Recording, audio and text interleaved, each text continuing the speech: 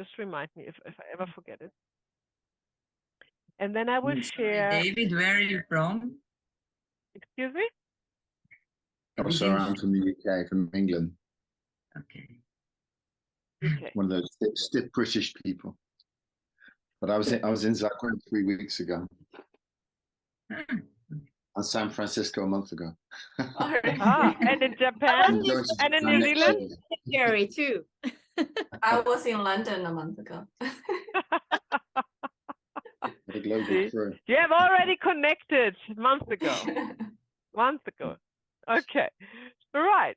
So let me share my slides. I use a presentation for this course.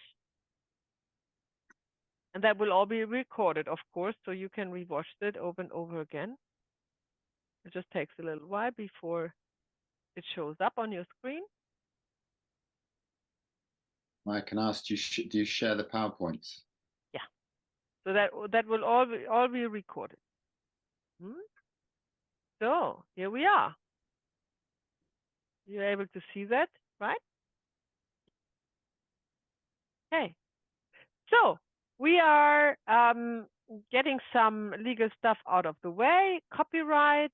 I just want to remind you that all the material I'm showing here is copyrighted, yeah? And that includes everything that you see on the screen, and that I might give you via email or in any other way, shape, or form, and that you are not permitted to copy it or distribute it in any way, shape, or form. Also not screen recording it. However, if you want to take screenshots, if you have certain slides that you want to take a photo of, that's totally fine for your private learning process, yeah? These video recordings, they are for you accessible as soon as I have edited them and put online for you, only for you. It's private viewing only for the whole duration of your training as often as you would like to rewatch them. And you can also take screenshots when you rewatch them, yeah? But please do not put any screenshots on Facebook, Instagram, or anywhere else, yeah? So let's go into the introduction of this course. What to expect from the training and what to expect from the training module 1. That's what we're talking about. And also what we cannot expect from the training. Yeah.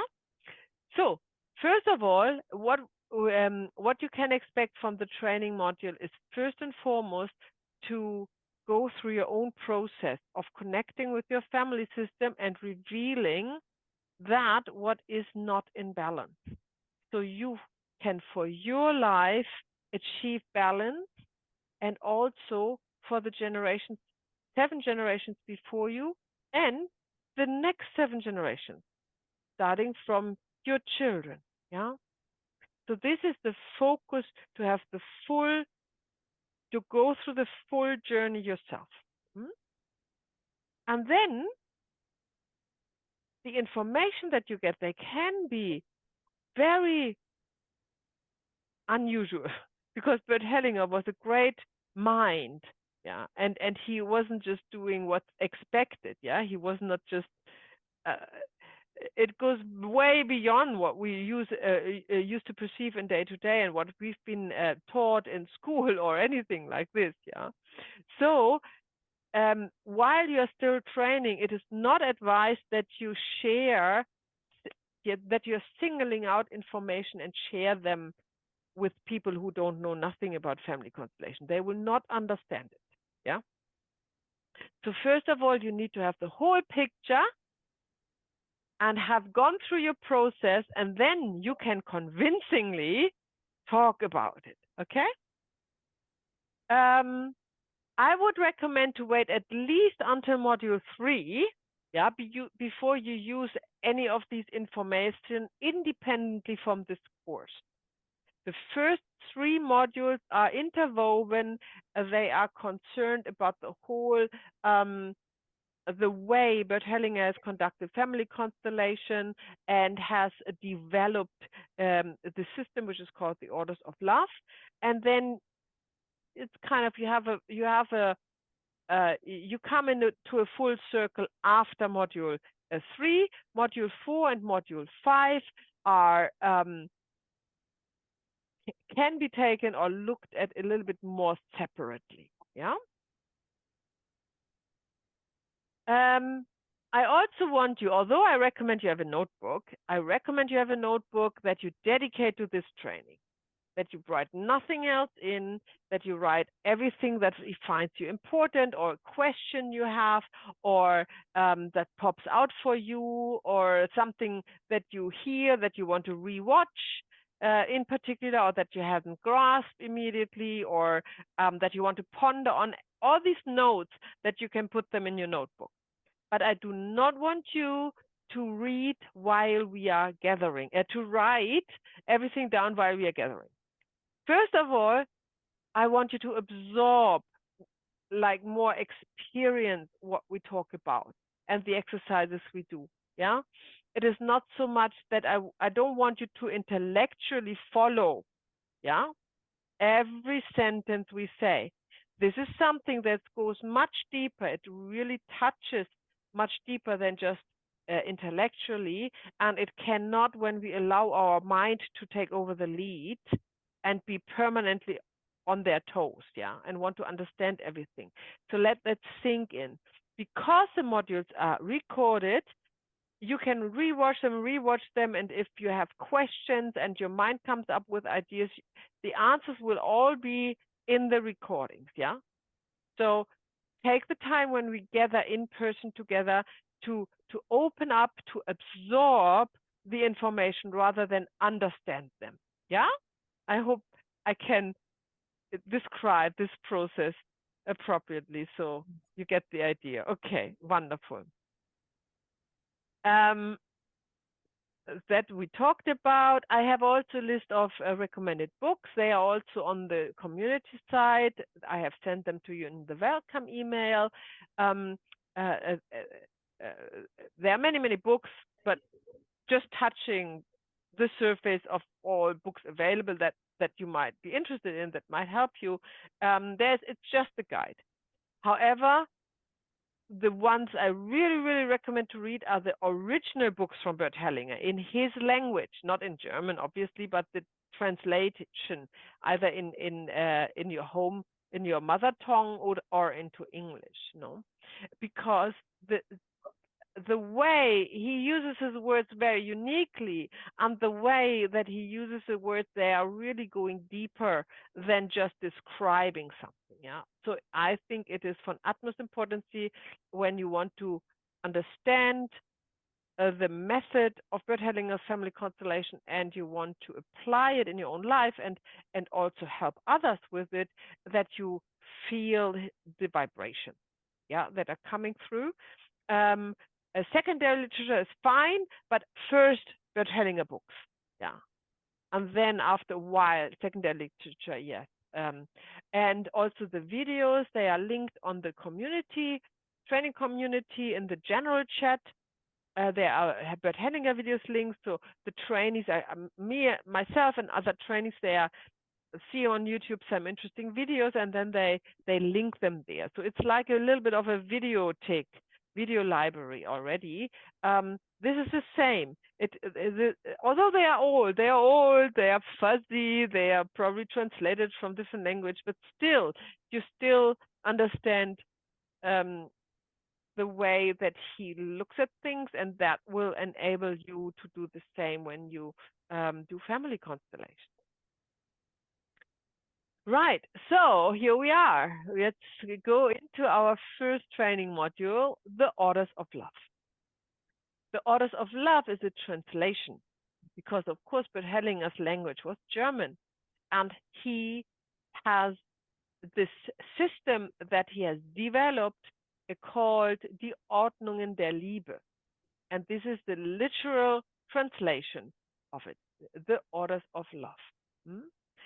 There is a book that is called in German Die Ordnungen der Liebe, which is not translated to English as the Orders of Love, and that's a confusion. It is called Love's Hidden Symmetries But in bird Helling, it's just what the editor or whatever the producer wanted to call it. But we are calling it the literal translation of what the words that bird Hellinger use is the orders of love, and we stay with them. So part 1, that will be today, 3 hours today. We are looking into the first order of love. The first order of love is belonging, destiny, conscience, and guilt. That is all we look at. Tomorrow, when we gather again, we will go through the second part of module 1, which we will talk about the second order of love. And the second order of love is also called the order of precedence. And we were looking in the second order who belongs to a family system. And then in 2 days, we meet again for the third part, where we look at the third order of love, balancing of giving and taking. So with today, module 1, you have the foundation of the system that Hellinger has developed and works with so successfully, as every other facilitator who applies this with the 3 orders of love. There is no more. It's only 3. We all can count to 3, of course.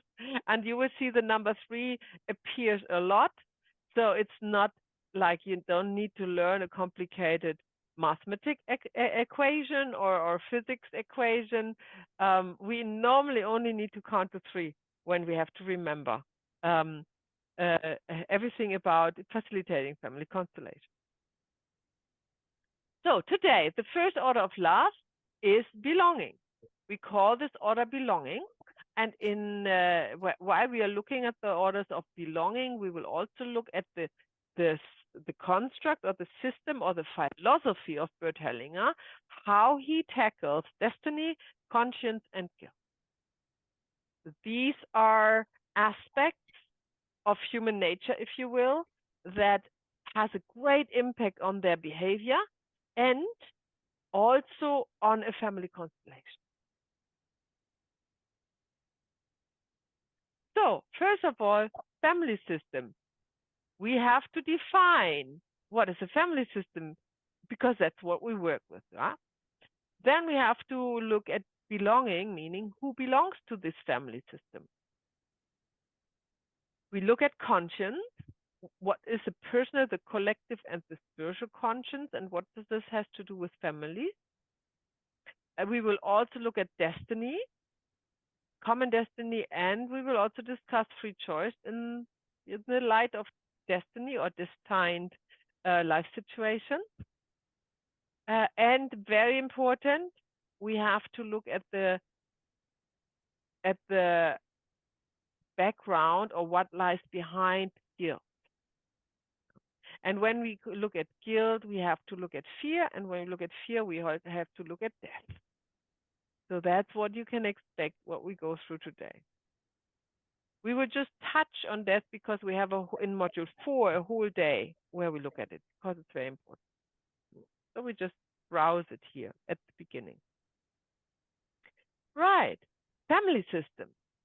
So first of all, we need to think about a system. We know what family is, yeah? But what is the system? And to take that away right away, and I'm sure you are already in the picture, but most people are not.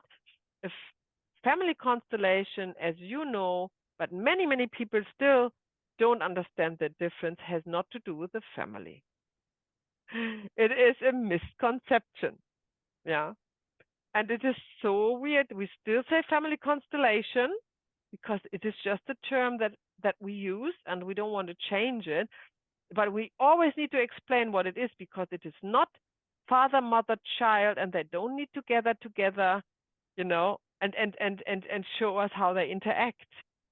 That is what everybody expects when we say we work with family constellation, has no idea, right? So when we are talking about family in family constellation, we are talking about the family system, even though we are not probably mentioning the system, but we always think system, not family. Yeah. because as you will see later, to the family system, a lot of people belong that are not related. Okay.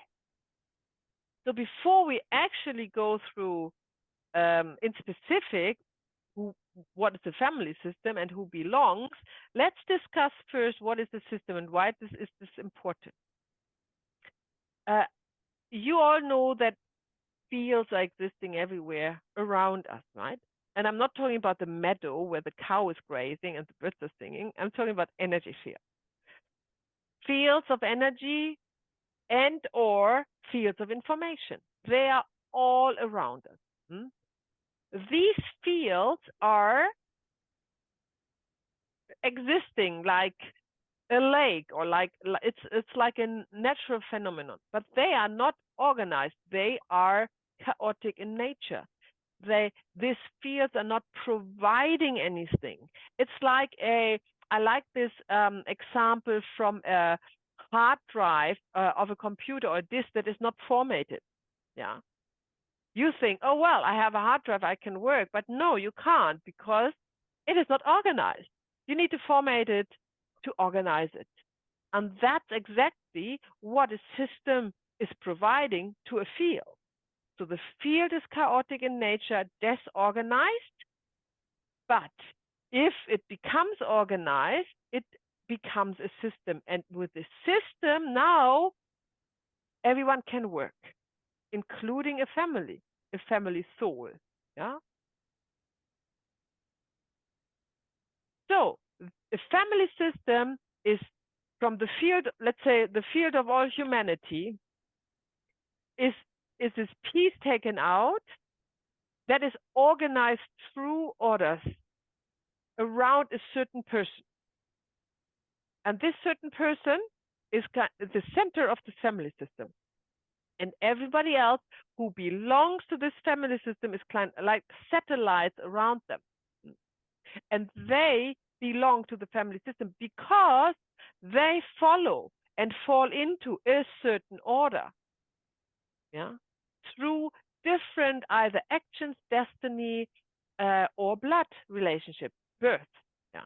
So there are 3 ways to define who belongs to a family system. That is birth, or let's say blood, it is destiny, and it's action. And when somebody falls, that is the system, through this into the what can I say, into the scheme. Yeah, when it fits into the scheme, they belong to the system. We only work with family systems in a family constellation, and it does sound really easy, but I tell you, I know so many facilitators who are not following this. Yeah, because they work with the people that the client is mentioning. But the people the client is mentioning are not necessarily part of a family system. Yeah. And this is why, as a facilitator who's following the orders of love and Bert Hellinger's amazing system of family constellation that has such a deep impact on healing oneself and the family system, where it fails, where it doesn't show the results. Because working with representatives who are not members of a family system is futile. Nothing happens. Nothing. Yeah. So we need to learn, first and foremost, who belongs to a family system, and remember that and stick to it. And strictly follow that in order to facilitate a family constellation. Because if we don't do that, we are not facilitating a family constellation. We are actually venturing into the realm of role play, or sculpturing, family sculpturing, or any kind of other family therapy. Yeah, and we are not doing that. Family therapy is not the same and is very different from family constellation. And it has only the one word, this mutual one word family. Yeah. But what follows therapy or consolation makes all the difference. So, Hello? You froze, so I missed the We word. missed you there. You cut off for a couple of moments. oh, where was that? I didn't notice Last that. minute. You said one word. Okay, where was that? Where did I cut off? At the end, right at the end. The end. Okay, right at the end, I was talking about. Family constellation of word, one word. I don't know. Okay, I was talking about if we venture off the system of Bert Hellinger and we would work with family members that don't belong to the family system, which many facilitators actually do because they lose track of who belongs to a family system and who doesn't, because they just listen to the client, then we are in the realm of family therapy, right? And family therapy is role play, it's family sculpturing. There are many things you're doing in family therapy, but that has nothing to do with what we do. The only mutual, the only similarity is the word family. That's all. The word family is similar, but the rest that follows therapy or consolation, that makes all the difference. So that is really important to let that settle in, if that is a new information for you, because this is really the foundation we build our work on. All right, so belonging, the order of inclusion. Family member belong through bloodline, but not everyone you are related with belongs to your family system. And we will find out who belongs and who doesn't belong to your family system. Yeah. We will talk about epigenetic inheritance as well, but probably not right now. Then the next way to belong to a family system is through destiny. And here we most often find partners. Partners belong to a family system, but they are not, obviously, and shouldn't be blood related. And then also to the family system belong not only a current partner, also former partners. Then we have to think about what happens in adoptions, what happens with the adopting parent. We will come to that. The third possibility how somebody, or the second possibility how somebody belongs to a family system that they are not blood related, is through an action that is violent. It's always violent. Yeah. Actions of love don't create an entanglement. So a violent action, which we call the victim and perpetrator dynamic. So that's the third possibility. There are three ways to belong: blood, destiny, or action. The advantage, disadvantage taker or giver is the same dynamic as victim and perpetrator. The only difference here is that nobody dies. When we say, so I like from in the future to only call them victim and perpetrator for the ease of communication. Yeah. Normally we have to do with the death of somebody, but not always. Sometimes an advantage or disadvantage happens through the action of somebody else that is life-threatening, but does not cost one's life. Yeah. And these are the cases of advantage or disadvantage that we are looking at here. To the family system belong as also the so-called lost children, children nobody knows about, children nobody has heard about, children who were probably not even born.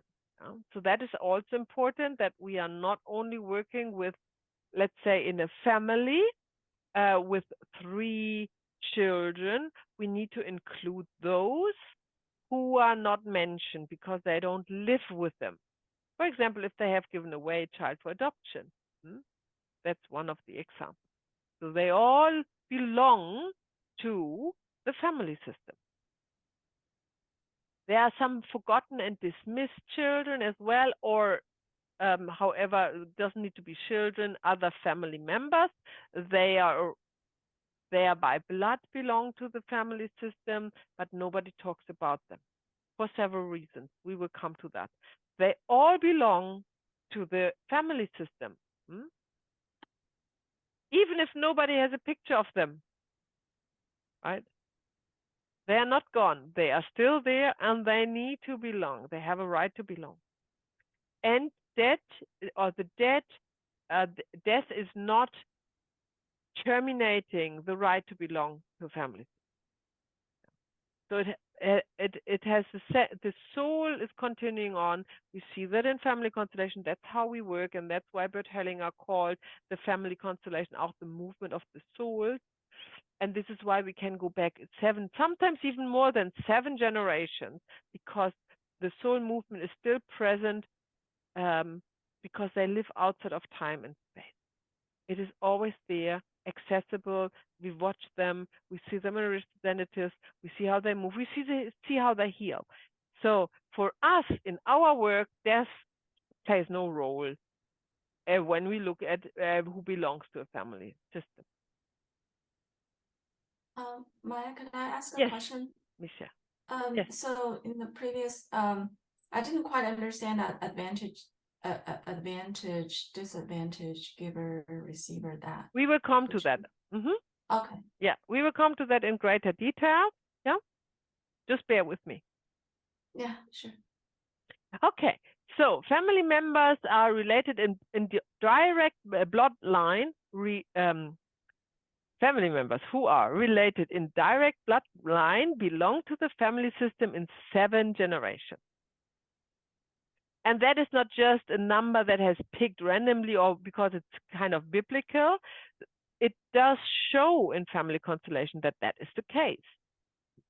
And this is how Bert Hellinger has developed this rule, this order, because he has seen it over and over again. And I myself have had a family constellation that I facilitated who was indeed the dynamic finished after the 7th generation.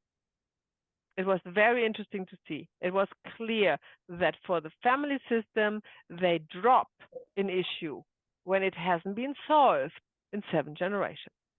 So as a rule, we do not need to go further than 7 generations.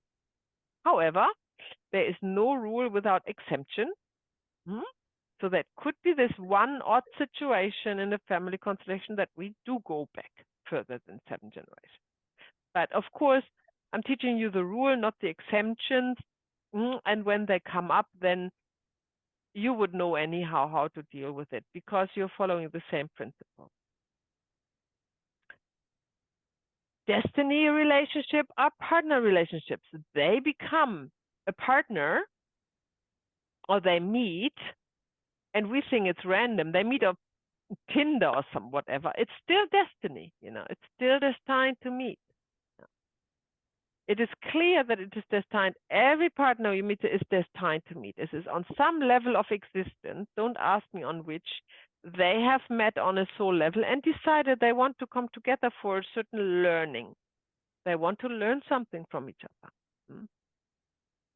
Or they want to create a new family system for some reason. So you can expect, if you see partners in a family constellation, that destiny has brought them together. It is a little bit questionable if you say maybe action, but because, in some cases, but because it does not change the way we work, we don't really need to distinguish between it. So for us, we say partner are in general, as a rule, bound or belong to a family system by destiny, and victim and perpetrators by action. Of course, victim and perpetrators they are also on some level destined to meet and act out what they need to act out. But for us, it's easier to remember it that way. because as you will see later, the action plays a specific role in the victim and perpetrator dynamic. Partners and former partners do not belong in 7 generations to the family system, meaning the partner of your great-grandfather, I mean, they belong, of course, because it's your great-grandmother, but the former partner of your great-grandfather does not belong to your family system. The former partner of your great-grandfather belongs, however, to the family system of your mother, right?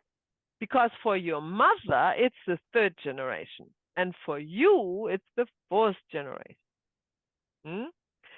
So this already gives you a very important information. When we are applying the orders of love and work with family constellation, the first question we ask ourselves is, whom are we constellating? We need to know that. And it's not always clear. And from there we count, yeah? So if a client comes, I give you an example. A client comes who is a grandfather, yeah? He is the 1st generation. He is not the 3rd. He's the 1st because he's a client. And his family system goes back 7 generations, yeah? But for his grandchild, when the grandchild has a constellation, his grandfather is 3rd generation and the grandchild is 1st generation. Every individual in the whole wide world has a different family system. Not one has the same. Even if they're identical twins, they don't have the same family system. So the first question we have to ask us when we work with the first order of love, who belongs, is, for whom are we constellating? Who is constellating?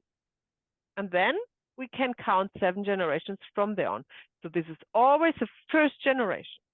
Or another example, if you have a mother of a 5-year-old child who comes to a workshop, and the mother wants to look at the disease of the child, because let's say the child has autism or asthma or something, yeah. And then is the client, is the child is the client, not the mother in this case. Yeah. So for the child is generation 1 and the mother is already generation 2. Understood? Good. Okay. So back to our rule, partners and former partners are represented in generation up to 3 generations. Often they are only included in 2 generations. That would be your parents and your grandparents, but sometimes they are that would be your parents, and sometimes they would be represented in generation 3, which would be your grandparents. But there it stops. Great-grandparents, former partners do not play a role because they do not belong to your family system. And we will talk about that later today, but just imagine, just now, you can imagine if that wouldn't stop, if it wouldn't stop at 7th generation, if it wouldn't stop at the 3rd generation with former partners. You have an unfathomable amount of people in one's family system. And you have to ask yourself, is this still organized or is this maybe chaotic, right? With the sheer amount of people in the family system. And this is what I believe is the reason why the system has been formed in that way to restrict the amount of individuals that belong to one family system, because imagine how many issues and entanglements and diseases and what is all created there. Like how could they ever heal it? Yeah, when would they ever be finished with it? Probably never. So this is the reason why this is restricted, the family system, to like a family system that can be overseen, if you will, and therefore can also be healed. Siblings and half siblings also belong, of course, to one family system, but only again in 2, if not in 3 generations. Yeah. So your siblings, which is generation 1, belong to your system, as well as half siblings. The siblings and half siblings of your parents, generation 2, belong to your family system. The siblings and half siblings of your grandparents, maybe. Only the constellation will show if that's the case. Definitely not the siblings and the half siblings of your great-grandchildren, great-grandparents. They would not belong to your family system. So now we come to victim perpetrator belonging through action. That is different. In the victim perpetrator, or for that matter, advantage disadvantage giver, which is the same dynamic, we are counting them in 7 generations. And that could be a lot. If you think of a war and somebody was a soldier and killed a lot of people, right? All these victims belong to your family system. When your great-grandfather was in World War I, or in America, and I don't recall what war that was, but and in Japan there was one, of course in Croatia. So everywhere were wars. So if a family member was a soldier and fought, doesn't matter if it was good or bad and if they had to or not, everybody they have killed is a victim and belongs to your family system. Yeah? Just so you know. And that goes back in 7 generations. So if you have this great-grandfather who would be 4th generation, who was in the war, a soldier and killed people, they still belong. It doesn't stop at the 3rd. Advantage and disadvantage giver goes in the same way. Yeah, also they belong in 7 generations.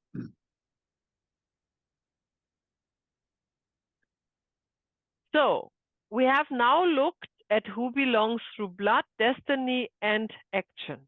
Just remember these 3 possibilities, and then you remember who belongs. It's like how does that called in English? A bridge. In German we say a mind bridge, that you can memorize something easier. You just you have a picture. Just picture these 3 these 3 ways of somebody who can belong to the family system. Maya, can I ask a question? Yes, David, of course. This becomes a bit mind-bending, because you imagine that your grandfather was a soldier. How are you ever going to know who he killed or who? You don't need to know it. That's not family constellation. That's a good thing. You do not need to know it. What we do is we are working with a dynamic that comes up in the family constellation. If it doesn't come up, we don't need to know anything. If it comes up, we will know everything we need to know through the representative. So this is the foundation, gives you the foundation to know when a person is mentioned in a family, if you can have them represented in a family constellation or not. Yeah. Not the other way around. You do not need to know all your family system member. That is absolutely, that has no impact in your work or in your life. Don't need to know them. Everything you need to know comes up in a family constellation. So let's make an example. Go back to this war scenario. Yeah, when say your great-grandfather was fighting in World War I, and of course he killed people and he eventually got killed. Right. So now in a family constellation, it can be, and we will learn that later in a few months, that the signs of a representatives are clear that there are dead people around them.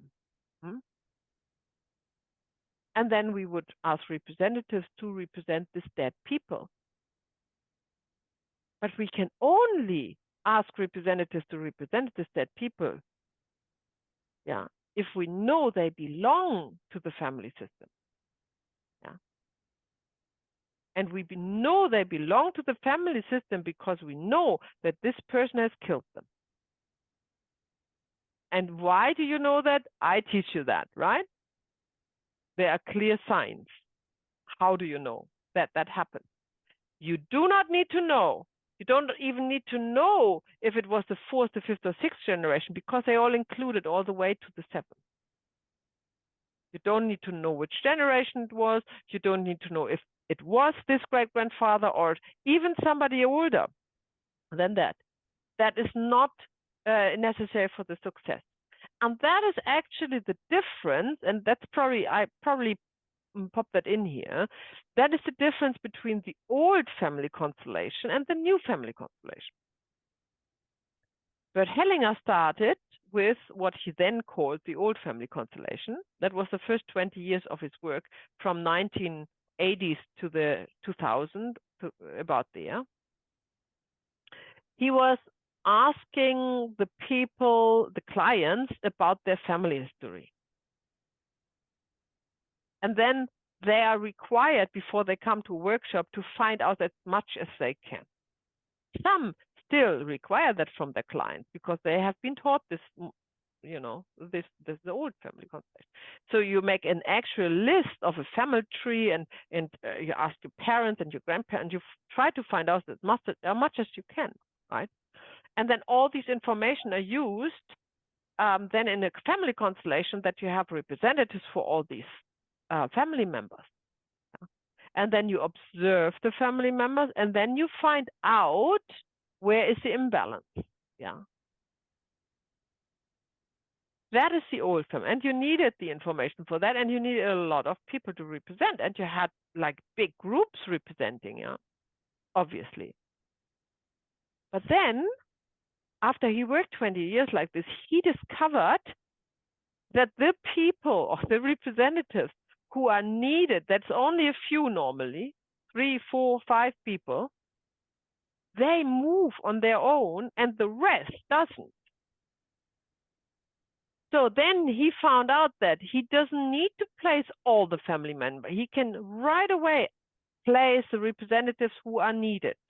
And that's what he called the new family constellation, or the movement with the souls. Yeah. And that brings down the constellation, like time-wise. The constellation before was 2 hours, 1.5, 2 hours. Sometimes if you watch these old videos, you see that still, right? Nowadays, a family constellation is 15 minutes, 20 minutes, half an hour, at the most 45 minutes, because we go right to where the problem was.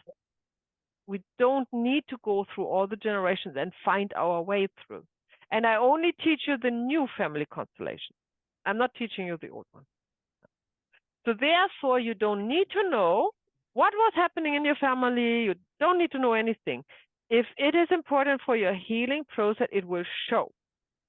It will show in the family constellation, and we know how to tackle it, to apply what is needed to heal it.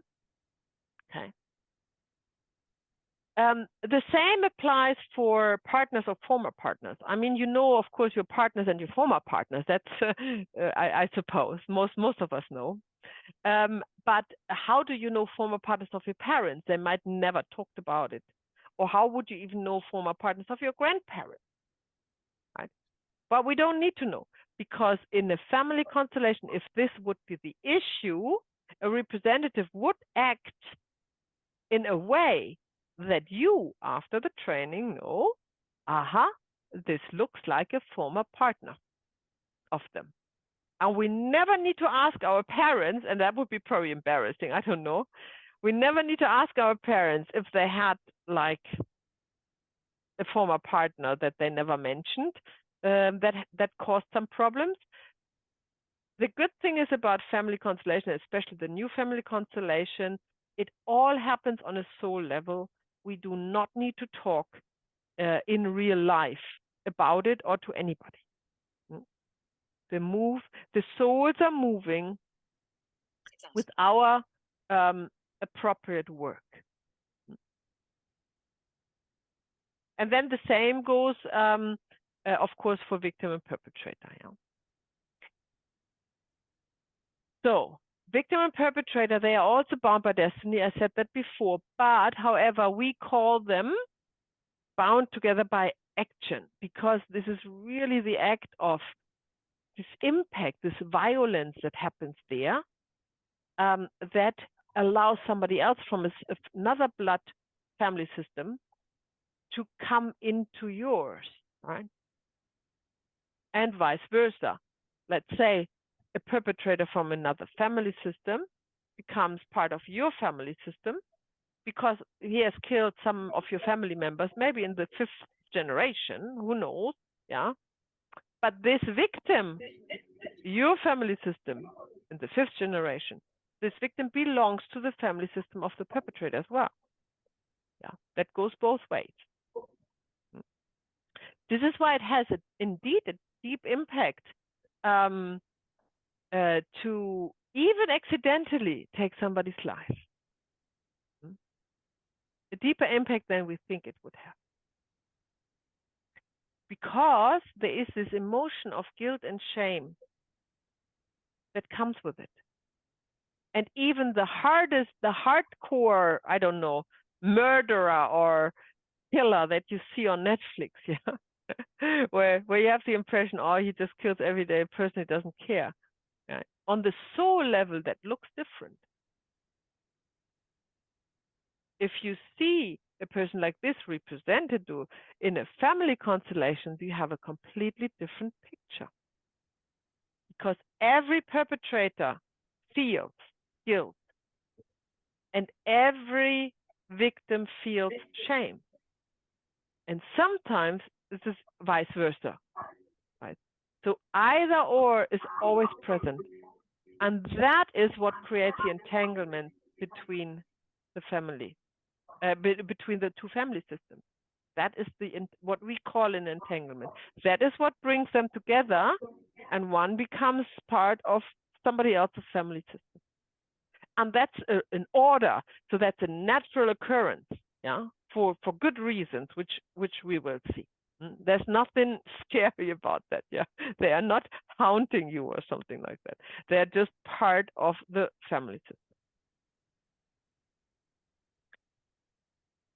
Whatever has been done, whatever, the possibilities are endless in this universe. Love will heal it all. Love can heal it all. This is why Bert Hellinger calls it the orders of love. And there is no other word for that. Yeah. However, when we use the word love, of course, we are talking about unconditional love, not attachment, not romantic love. Yeah. And we will look into that, of course, also very deeply throughout the course. Victim and perpetrator belong together because they are entangled. They are, through this violent act that created the emotion of guilt and shame, bound together. And that is one of the revelations that Bert Hellinger has brought to the world that was a hard pill to swallow for society, because they like to separate them. Society likes to separate victim and perpetrator, calling victim innocent and perpetrator guilty, calling victim good and perpetrator bad. Yeah, that's the way society deals with acts of violence. But the soul does not work like this. For the soul, they belong together. They are equal. We talk about equal that tomorrow. This is the second order of love, just as an information. And that was the most challenging, I think, the most challenging finding of Bert Hellinger's work in family constellation, that he had to face constant resentment and accusations even, and You know, at that time, he was the first one who was talking about it and showed it. It was not accepted. Yeah, it was not accepted. But now it is accepted. But you know what? It's 40 years later about that. So sometimes some things just take time. So he has definitely pioneered that. Let's talk about the advantage and disadvantage giver. And every single dynamic that is there when we talk about victim and perpetrator goes for the advantage and disadvantage giver. There is no difference. I just mute you because one of you has some background noise. Just look, it's not good on the video recording to hear that. So I just mute you. So advantage, disadvantage giver are following completely the same structure, rules, dynamics as victim and perpetrator. The only difference is that they have not taken somebody else's life. So, example. One of the most common examples that we know from Germany, facilitating in Germany, are from the Second World War, from the Third Reich, if you will, because the Jewish people after 1933 have been systematically robbed of their wealth and their land and their businesses and their houses, yeah. And the party or the SS or whoever was part of the party, they have been giving that for nothing, literally for nothing. And that left then them, if they have survived their destiny anyhow, left them without a dime, with nothing. And of course, this is life-threatening, right? You need to eat, you need to provide for your family. These are creating the same dynamic as a victim perpetrator, although they didn't actually die because of this action taking away all their wealth, all their belongings. So that's what we call advantage. Or another example from my own practice, I was working with somebody from North America, a client from North America, and it showed that they had problems with, I don't remember, was it selling the land or something problems. In the constellation, it showed that the land was indigenous land before, and on the land there was a massacre before. There was a massacre, and then the land has changed hand, and there was no remuneration for that. There was no exchange for that, yeah. And that was causing a lot of problems in this family system through many, many generations. And this is another example for this advantage and disadvantage giver relationship. However, that is it, right? It is always life-threatening. It's always that dramatic. Just because somebody is a victim of fraud or anything else that you can think of that is uncomfortable, yeah, or not nice, that doesn't create it in dynamic. Imagine that, how many people would be part of somebody's family system, right? That is impossible. So it really has this dramatic impact on the other family, yeah, that needs to create, that is creating the strong bond that people have when they step into somebody else's family system. It's the same as a victim perpetrator. They also, on the soul level, are bound through this emotion of guilt and shame together. And also love will heal there. David, you go. You just need to unmute before you talk. So imagine that a couple get divorced. One's very wealthy, the other one isn't. And the wealth doesn't go with the person. So their lives change dramatically. Would that count as a disadvantage? I don't think so. Well, you would see that if that has been if that is just unjust, not. No, if it's just unjust, not. If let's say if this person, when they get divorced, if the one who has the power takes everything away, also the power to defend themselves from the other, and they would literally live on the street, yeah, that is possible. I mean, yeah, you could probably see that in a constellation, yeah. But everything lesser than that, it wouldn't show. But remember, partners are bound anyhow. So partners are bound by destiny, yeah?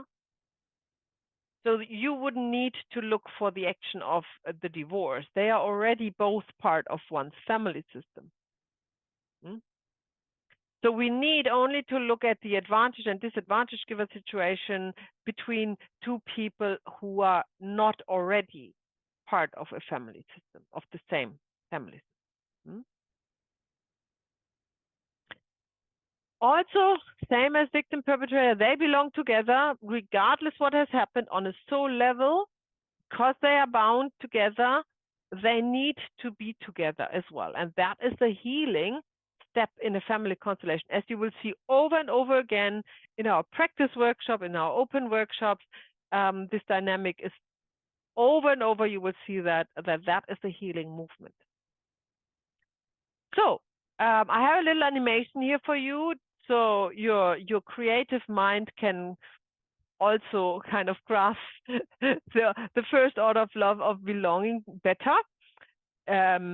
Remember, we have to find out who is the first generation. That is you, if you look at your family system, or your client, if you work with your client as a facilitator. That's the first generation. Always, no exemption. Yeah. The only exemption is you have a mother or a father who has a small child and they want to work solely, want you to work solely for the child. So that's the first generation. The second generations are your parents, of course, right? You would not be born without the sperm and the egg of two people, to put it that simple. Yeah. It doesn't matter where it comes from. It doesn't matter how it happened, IVF or what. That does not matter. Your parents are the one who have created you. Even if it's not deliberate, even if many men don't even know that they have children, right? There is this case, I don't know whether you followed that, but there was this tennis player, Boris Becker, and he has claimed that somebody has stolen his sperm to get pregnant, and and then claim child maintenance from him. Yeah, so doesn't matter for the child, doesn't matter whose ever sperm it was, whose ever egg it was. This is what we call mother and father. There is no exemption. For example, you have a gay family. You have two women who are going through sperm donation, and one of them is. Let's make it even more complicated. There are two women in a relationship. One wants to carry the child. The other is donating the egg. And then they have a sperm donator they don't know. And then they have IVF. So the egg is fertilized with the sperm. And then that is implanted in the other woman. Now you will say, yeah, who's the mother here? Who's the father? That's simple. The mother is the one that has donated the egg. And the father is the one that has donated the sperm. And the surrogate mother is not the mother, right? In family constellation, that's all. That's all we need to know, right? We are working in family constellation with this simple system. We are not overcomplicating that with modern ways of conceive a child. So your parents are sperm and egg. This is the second generation. The third generation is exactly the same sperm and egg situation from your father and from your mother. So who has created their life? Yeah. And these are your grandparents, and this is the third generation. Now, then you have your great-grandparents. Most people already still know them. This is why they are separated here from the ancestors. Some people know, some either know their great-grandparents or have heard of them from their parents, right? Because that was the grandparents of their parents. So they are showing up here as a fourth generation. But remember, and we will come to that, their partners and former partners and their siblings do not belong to your family. And then we have the group of the ancestors. We are calling ancestors the generation 5 to 7. And in the family constellation, other than some exemptions that I will explain to you later in this course, we do not care which generation they actually are. It is not necessary for the healing process. So we count them all together. We have ancestors, and they all come either from the parents or from the father or from the mother line, and we call that the maternal lineage or the paternal lineage. So in this case, the paternal lineage is blue and the maternal lineage is pink. And that's pretty much all we need to know in a family constellation as regards of, what family member, blood related from a family member we are working with. So I have counted that that's supposed to be 240. I have counted it twice, but so you feel free to count that again. So we have already just father and mother, nobody else, 240 ancestors. This is quite impressive. Yeah.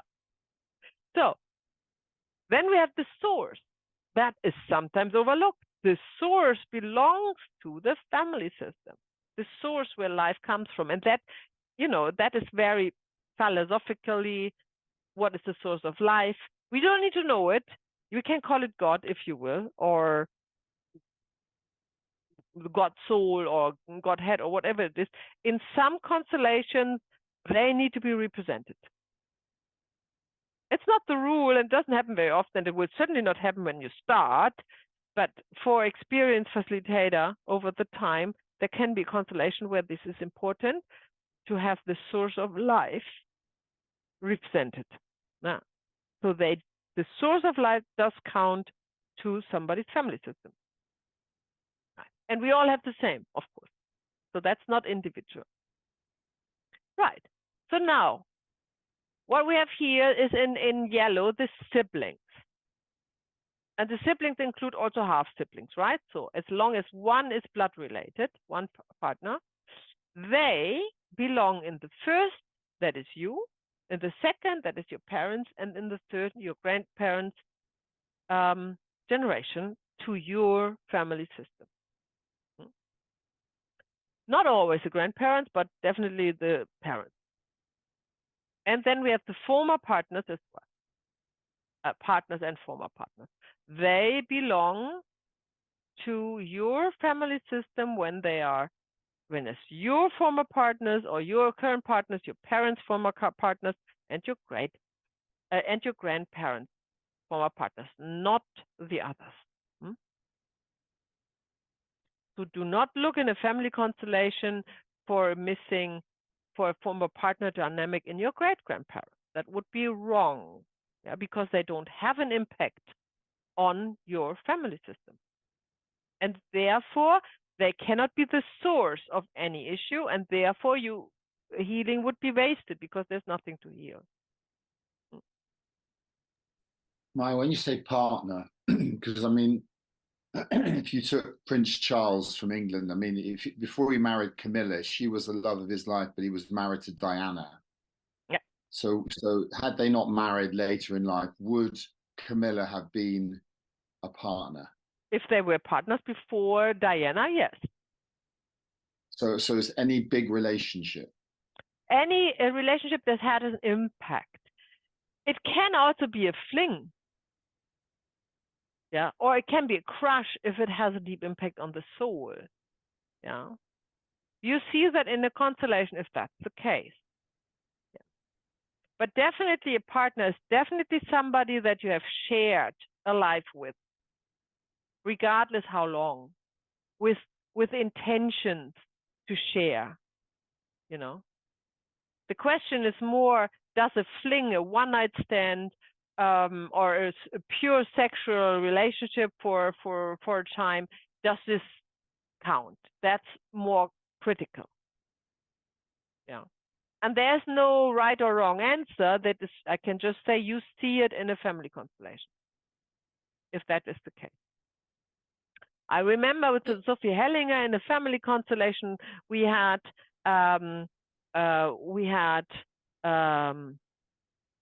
what was it again? There were, I don't know exactly what it was. There was a relationship issue or something, and she has suggested that this person chooses representative for each sexual partner, and that was probably they were in their 30s, let's say mid 30s.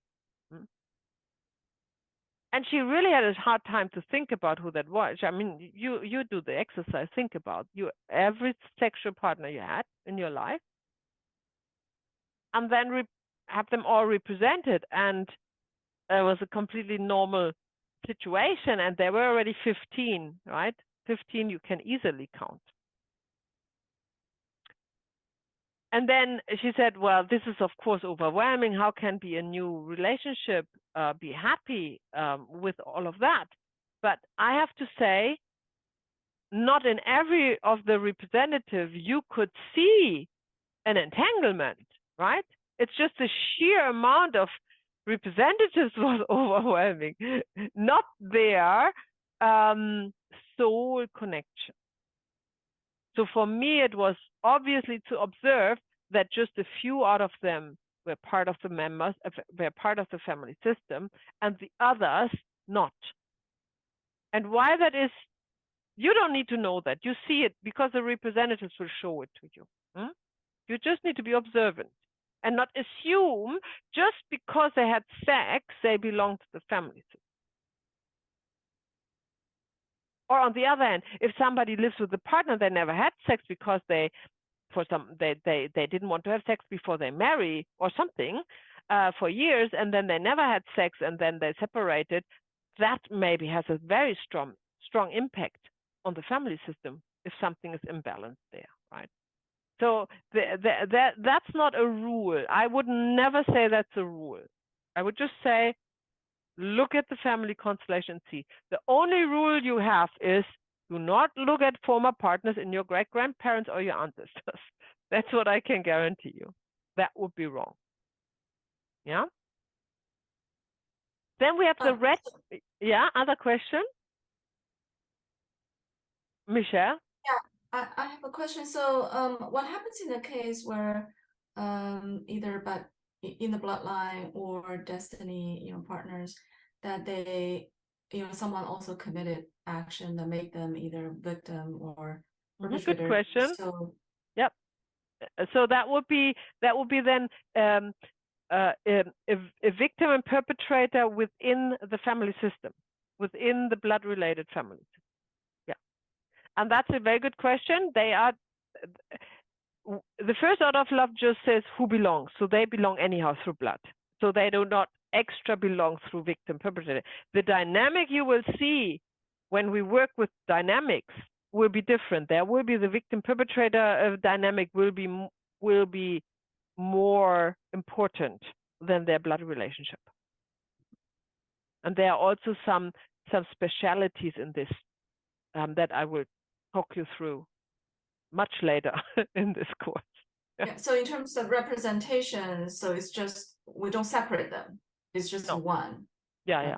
It's because it's one soul, it's one person. Yeah, they all have only one representative. So we have the red guys now. The red guys are the perpetrator and or disadvantage giver, doesn't matter, it's the same. And they go through all generations, all the ancestors. And there could be a few. Just think about the war scenario, right? Or just think about 240 people. And also, of course, it doesn't need to be a deliberate action. It could be an accident, a fatal accident. Yeah. Then somebody drives a car and takes somebody else's life. That's the same.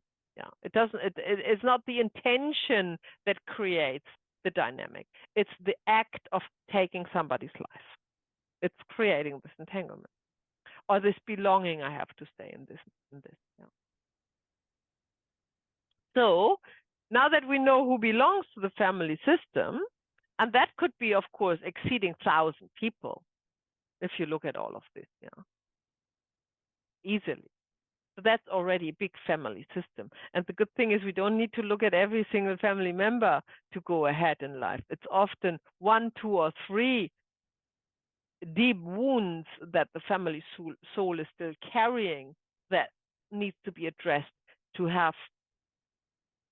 gain freedom and happiness, yeah, for yourself or for your client and for their children, for your children. So, and then, so we have, so the red guys and the gray guys, we take them together, yeah? So that's victim and perpetrator, and that's a spelling mistake, so ignore that. So they are the same, they are in 7th generation. That's the gray and the red guys, yeah? Okay, so now, what happens is when you do family counseling, when you go on this path to develop first yourself and then you help your clients, they go through this generation and find that what needs healing. And then they will advance into more happiness and freedom, and they can leave it behind and look forward. That is what we call to be free and happy. Yeah. It is not ignoring it, it's not being concerned with it, it's to look at it. Look at what needs to be looked at, go through the pain with the help of representatives, yeah, and find the knots there, and then it's done.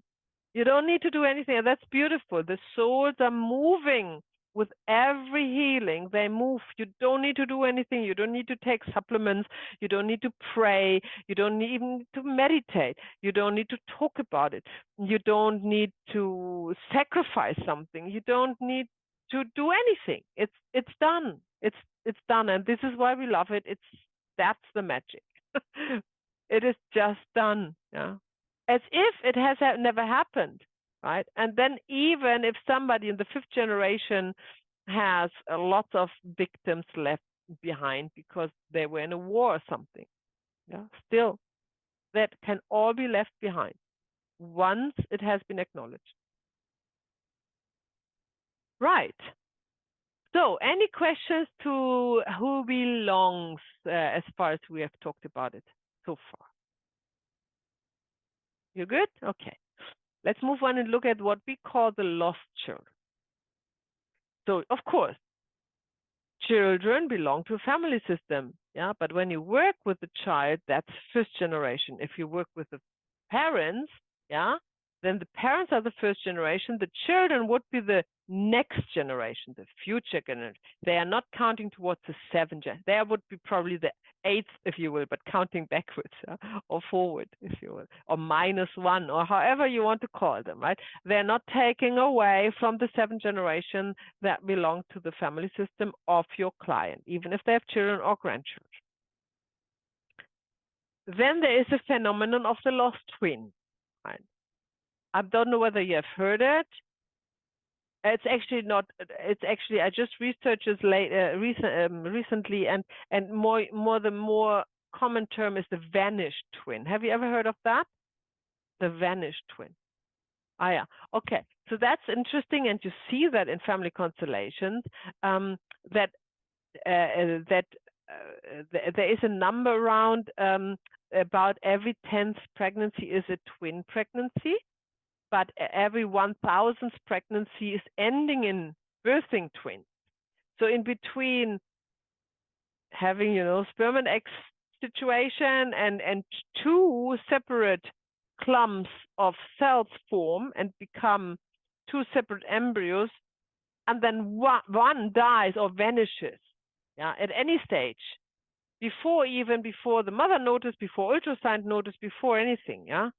That's called a lost twin or a vanished twin. It's not the twin that have been born and then they get separated. That's not what we call it. And that is a phenomenon that you can see in family constellation that has a deep impact on the family system. because this other twin is a family member. They count towards the family system. And they are vanishing, and they're not knowing about, and they're not being acknowledged, causes an imbalance in the family system. This is why we need to consider that.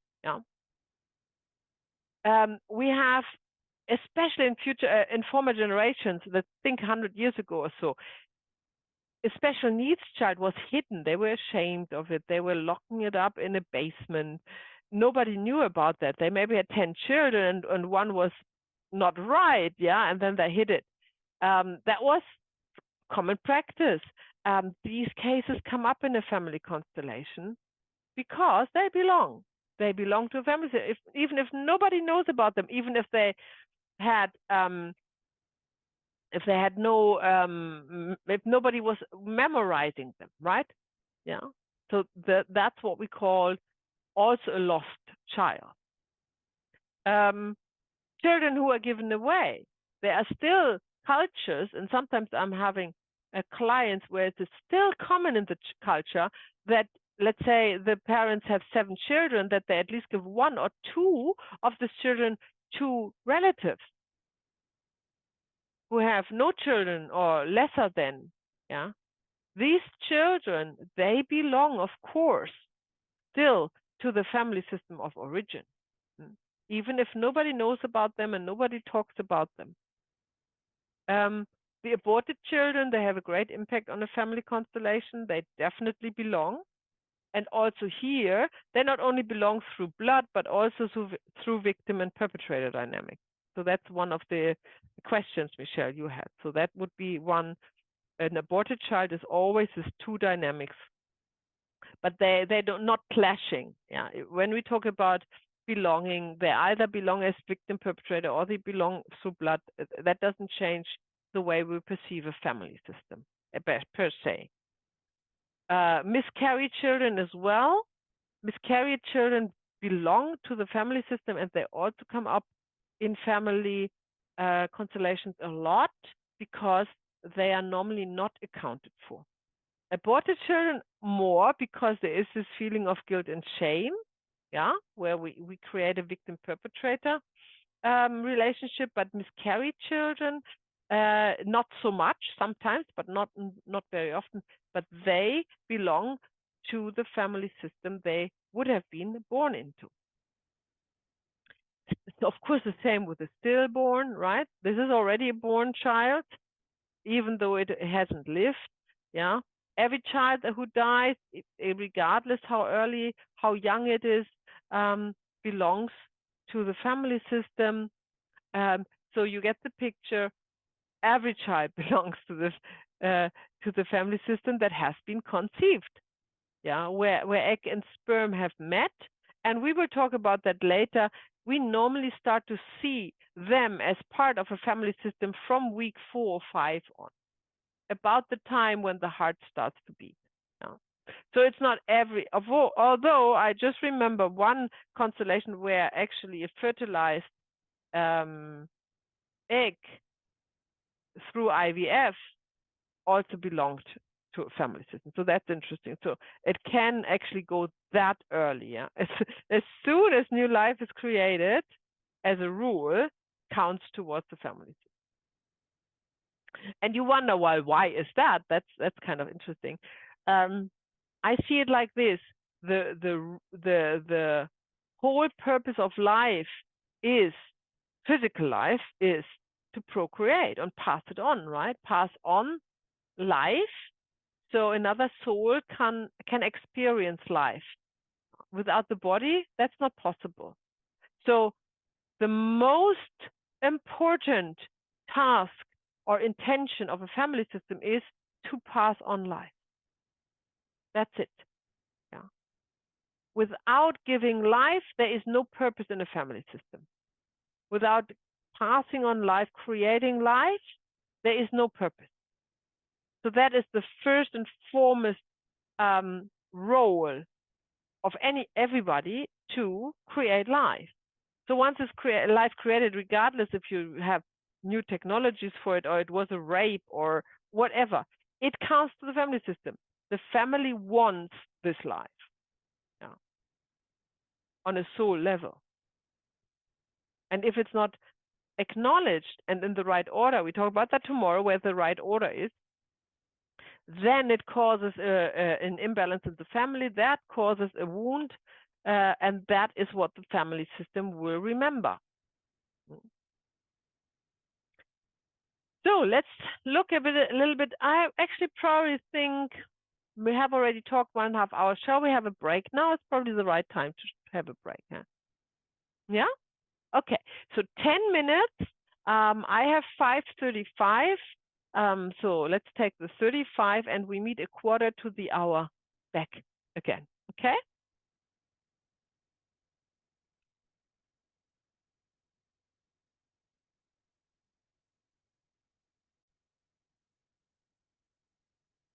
Right. Okay, let's proceed.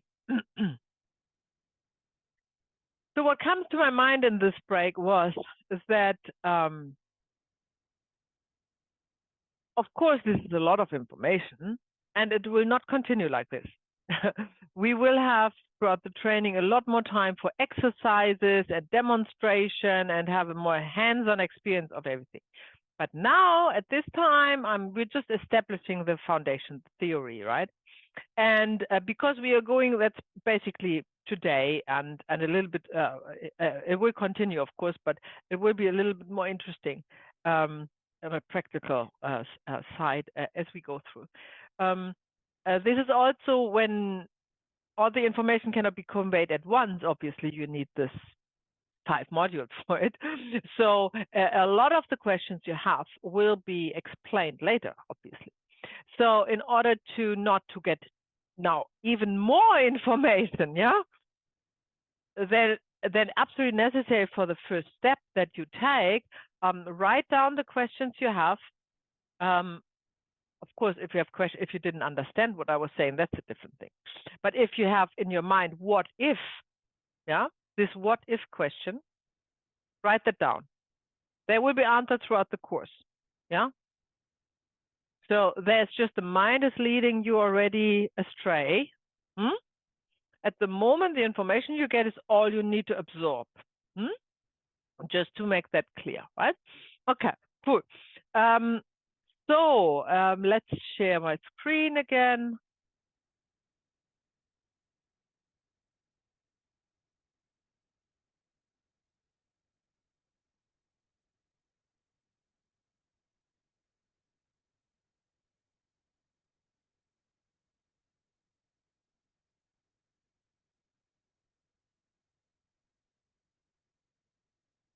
Here we go.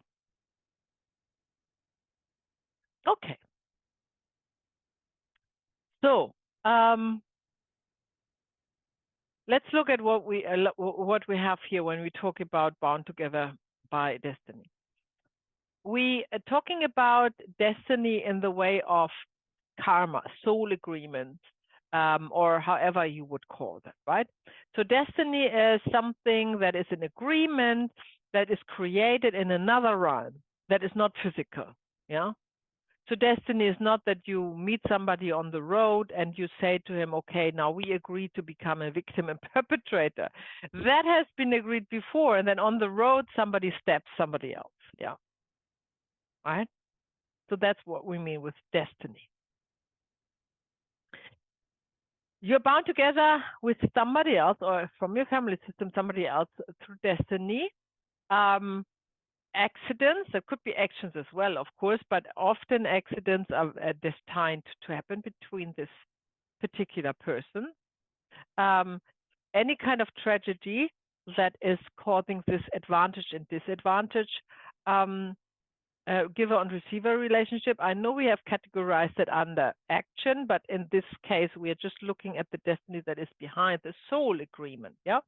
So the soul agreement is that two souls come together, they decide they want to act out in the physical plane. For some reason, they have to learn something that appears as an accident or as a tragedy or as a disease.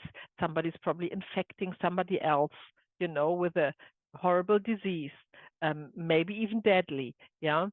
So these are all we are not perceiving that in the physical plane, but on a soul level, we are perceiving that as destined. It happens to this two person, not to other random people, even if it looks random. Yeah.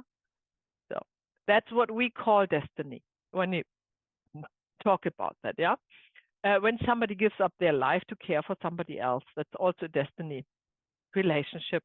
No, that nobody does this for money or just because they feel like it. there is something behind that we cannot fathom. We cannot look into that. We cannot see it. Yeah, unless we use family constellation. These destiny relationships, they end. And this is why we like to subsume them with the partnership, because partnership is the most common destiny relationship where we see the beginning and the end. Yeah. So these end with fulfillment of the duty. So when whatever soul agreement was there has been fulfilled, whatever learning lessons was there, this relationship can end. It can end through death, because then the physical body is ceasing to exist and it cannot be, used to play out any kind of drama that wanted to be played out. And the signs are for this destiny relationship, and now we are thinking about partners. Leaving the partner, although love is felt. I don't know whether you have ever experienced that, but it is indeed common that a partner is leaving the relationship and doesn't know why. And that would be the reason on the soul level, whatever needs to be learned has been learned. It has been acted out. Yeah. And they just move on. They feel this urge. On the other hand, you have the same by not leaving the partner, although no love is felt. That's probably more common to most of us. Yeah. So that is also a sign that there is a destiny behind it, because why would they stay together?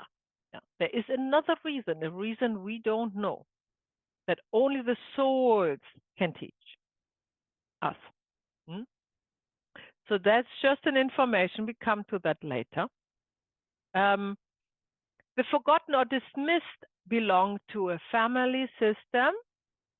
These are just family members nobody talks about. But remember this little animation and what we talked about, they need to be related through blood, destiny and action in either generation 1 to 3 or all the way 7 generations. That never changes, yeah?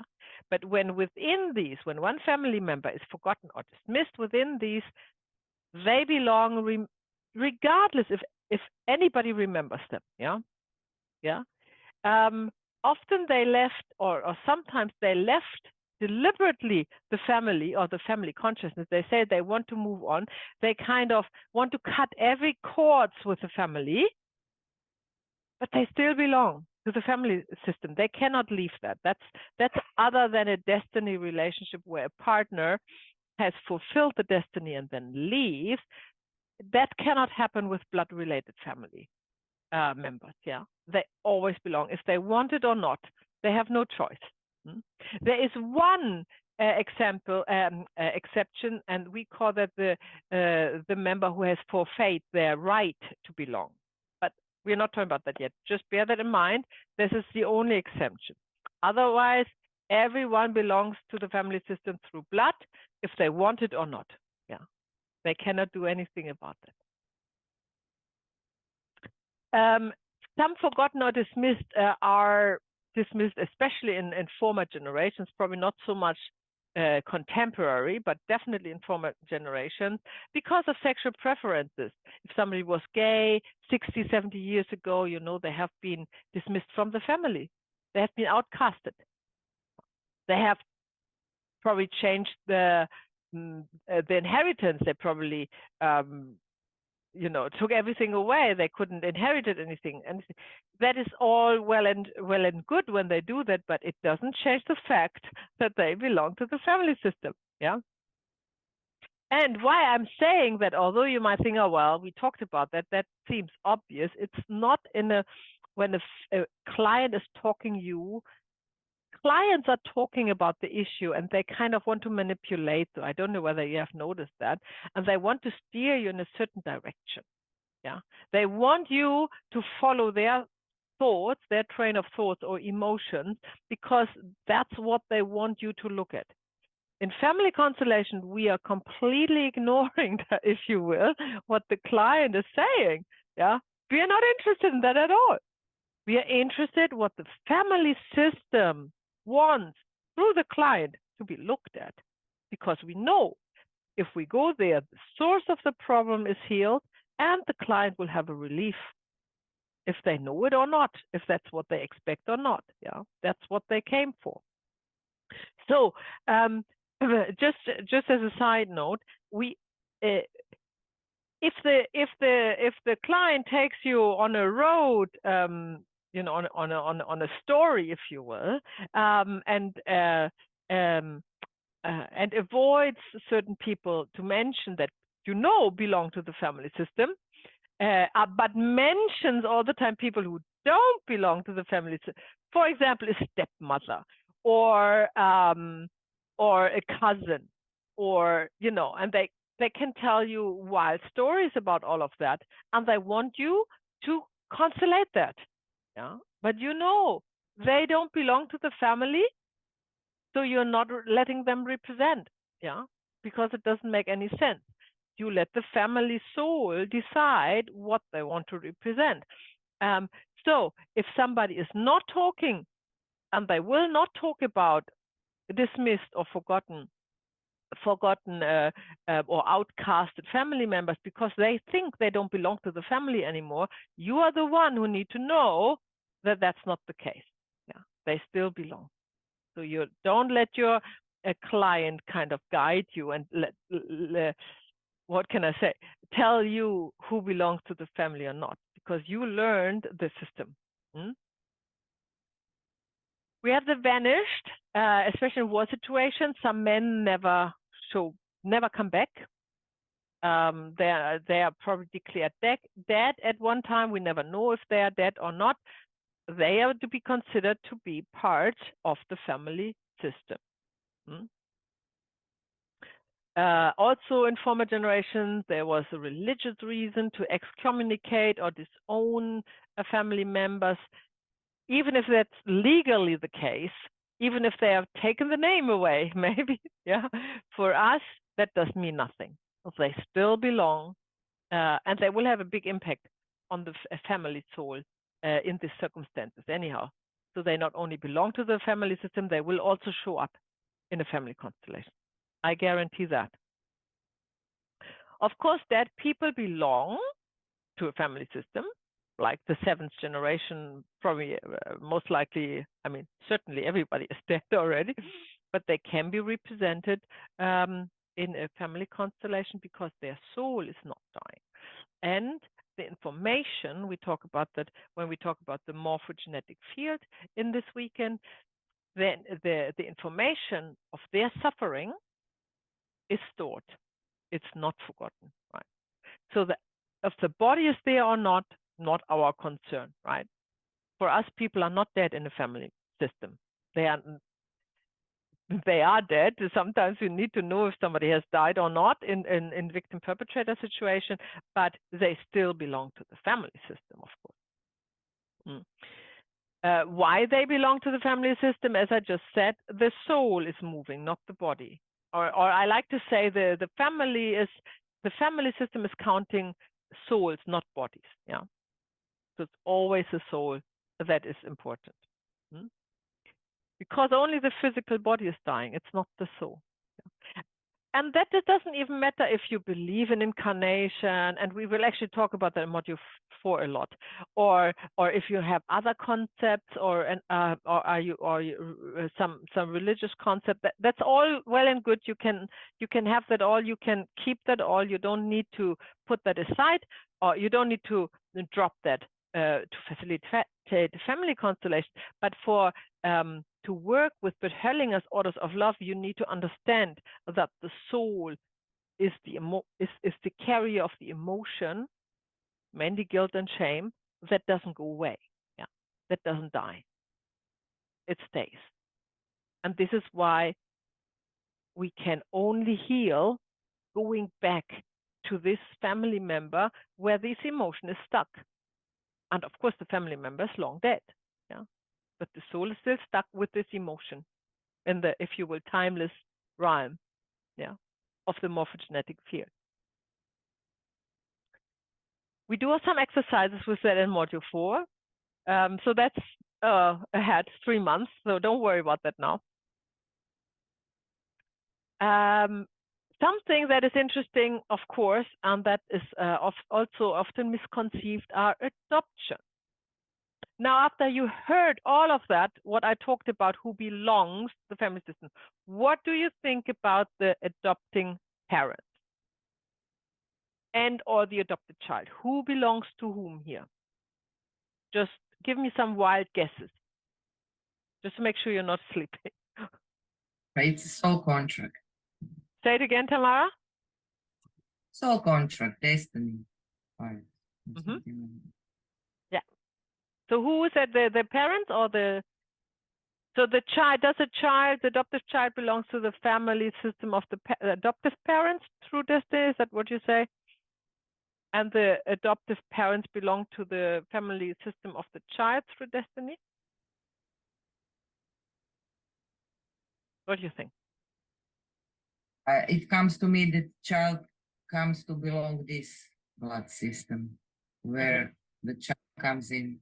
But I don't think it can be all both around, I think. Okay, good. Thank you for Currently. feedback. Any other opinions? Any other? I think if I adopt a child, she's not part of my family system because there's no bloodline, but I'm part of hers.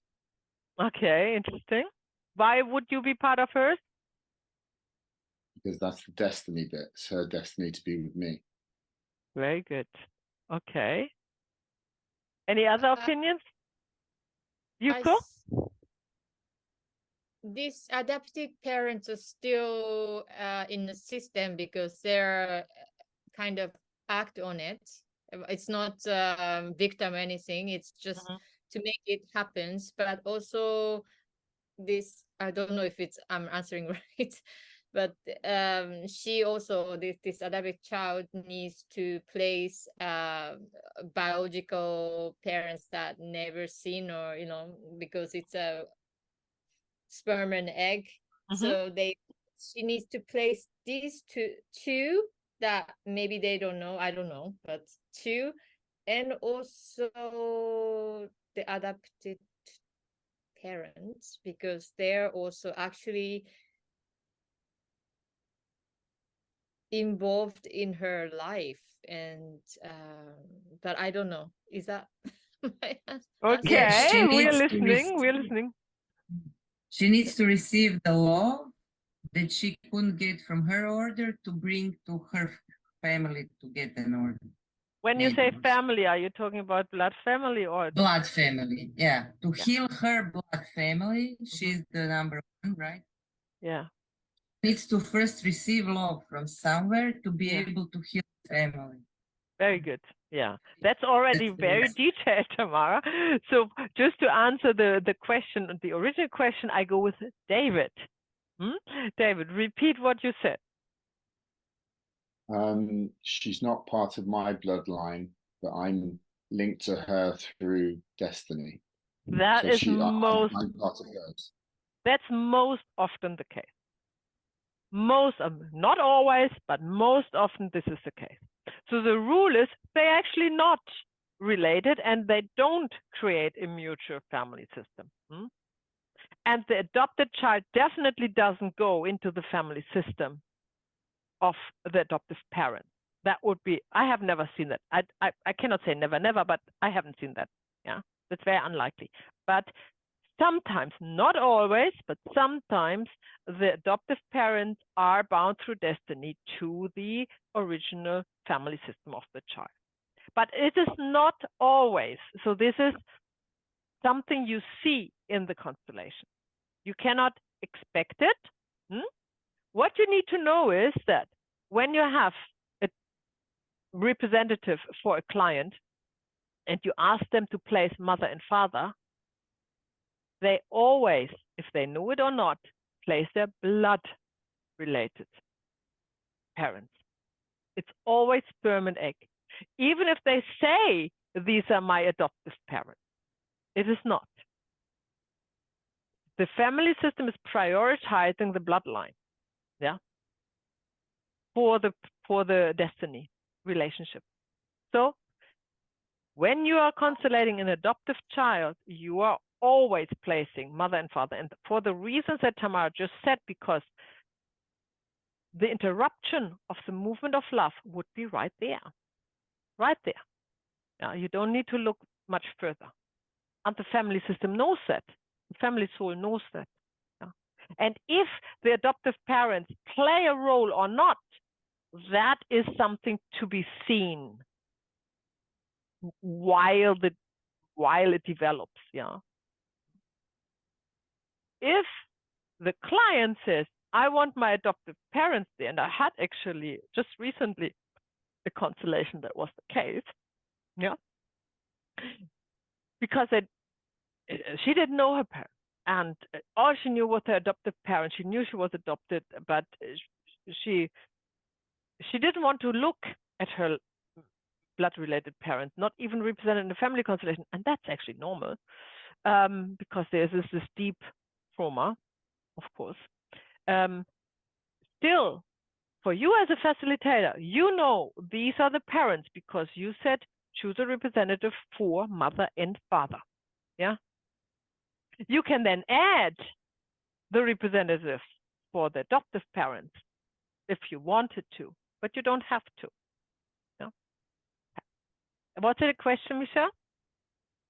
Yeah, I was just curious because when parents choose to adopt children, as a life is very life-changing for them, and it seems to me that's a, you know, they bound together by destiny, and then there's a significant impact in their life. And is it because so then these children are not counted as part of the family systems? Is it because you have to really get your head around it, that what we perceive in life and what we learn and how society deals with family is not the same as in family constellation. And it is really helpful if you just think of it as you know nothing. You'd start from scratch, white canvas, yeah? You have never heard about adoption, you have never met anybody with adoption, you know, just empty yourself from this preconception, yeah? And just go with the orders of love to deal with issues that arise in adoption, yeah? That's really important, because these are not, these worlds don't mix, you know?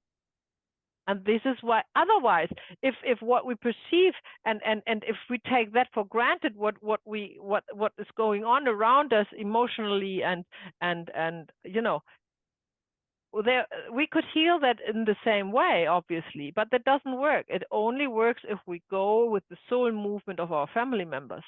Then we apply deep healing. Yeah. So this is already telling you that what we perceive in normal life is not representing the orders of love, and it's not healing anything. Yeah, if we apply something there, it doesn't heal anything. It's what we try all along. It's just healing symptoms, not causes. Yeah. If you will, take this picture. Yuko. Okay, so maybe I'm repeating again. So if this person, adopted child, is come to you to question about any cases, the facilitator or you would ask for her to do this real mother and father first. Yeah. Even the adopted child doesn't know about these exactly parents, or you know, she's so connected to the real adopted parents, you know. Exactly. She must feel something, but still the facilitator say no, just do two egg and sperm. Exactly. Okay. That's all that is needed in these cases, most often. And then you see how it develops, but that's most often, and that's definitely how you start, yeah? So Thank you. all the entanglements the child is carrying is coming from their blood-related family, yeah? This is why it is important not to get that mixed up in the head with the adoptive. Let's say there's a victim-perpetrator dynamic in the grandfather's side of the adoptive father, yeah? The child cannot be entangled with them. There is no way they are entangled with them, yeah? Understood? No, we lost you then. Oh, sorry. Somehow my internet is not the best today. Okay, so I say it again. There was this example I just made.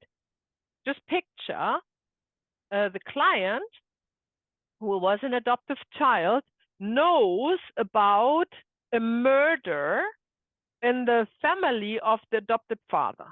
Yeah? Comes to a family constellation and says, I feel this anger. I could kill somebody. I know I have it from the brother of my grandfather. Yeah. And then it turns out it's not his grandfather. It's actually the father of his adopted father, right? So he cannot have this anger from him. It's impossible. If you would constellate the adopted father and the grandfather and the anger issue, and it would look dramatic and there would be a lot of, nothing would heal. The client would go home and he would have the same anger. Yeah. Nothing would change.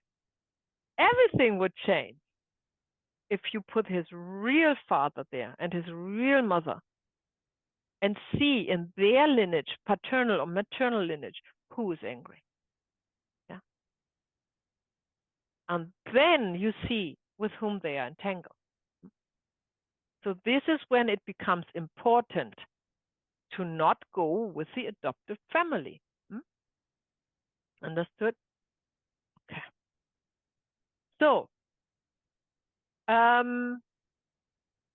what else have we not discussed? So there's, of course, not only adoption, there's also fostering. And Bert Helling has always said, if a child is just fostered for, that means they don't give up their rights, they don't give up their name, everybody talks still about their parents, everybody knows the parents are there, you know? That doesn't cause an imbalance in the family, yeah? Because it's, nobody is intruding into the right of a child to belong to their family of origin. An adoption is different, right? Take it out of the family of origin, you give it another name, they cannot inherit it anymore, they maybe go in another country, they are cut off their roots, they probably never been told they've been adopted, even if they've been told they've been adopted, they've not been told who their parents are, they might not know that, yeah? This is causing often a great imbalance and great suffering from for the child, because they are cut off of the nourishing line of their mother and father of origin and their family, right? On a soul level, of course, on a physical level as well, by the way. But even if they are looked after, this does not happen if they are fostered or cared for, right? This does not happen. So Bert Helling always said, why adopting? It is a much greater service. If it's about the child, the much greater service is to foster for it and allow it to be part of its family member, of its family system out in the open. Yeah. That is the preferred method to be be of service and help a child. But most people want to adopt a child from different reasons. Often they want to adopt it for themselves. Yeah, it's a selfish motivated act, not an act of giving and helping. And I have actually a blog post about adopting and also a podcast. If you want to go deeper in this, at this stage of your training, just go ahead and listen to it. I explain a lot more there about that, yeah? What else do we have? In family constellations, we see the blood-related family members, not the system of the adoptive parents. Just take that home as a message, yeah? That's very important that you're not mixing that up. So in family constellations, you only see the people who belong to the system. And that is the first order of love that you have now learned. The first order of love out of the 3 orders of love is in family constellation, you only see the people represented who belong to the family system. There is where the energy flows. There is where the love flows. Only the love, the nourishing love that allows life to be created and to thrive so it can procreate again. This is what we call the stream of love. Yeah, that is what flows, and it flows only in one direction, like a normal stream. It only flows from the hill to the ocean. It doesn't flow back. And that's the same in a family system. Through the generation, this love, this nourishing and life-preserving and life-giving love flows from one generation to the other. Yeah. And everyone who is not recognized in this family system who belongs is interrupting this flow. It's an interruption that needs to be addressed and healed in order for the love to continue to flow. I like this picture of the stream because it really explains everything. Just picture the stream. Every entanglement or every interruption, every time when a member of the family system is dismissed or not acknowledged. For example, in a child that's given away for adoption. Yeah, that's like a rock that is put in the stream. And the water cannot flow. The love cannot flow. This rock is there, regardless how many generations forward.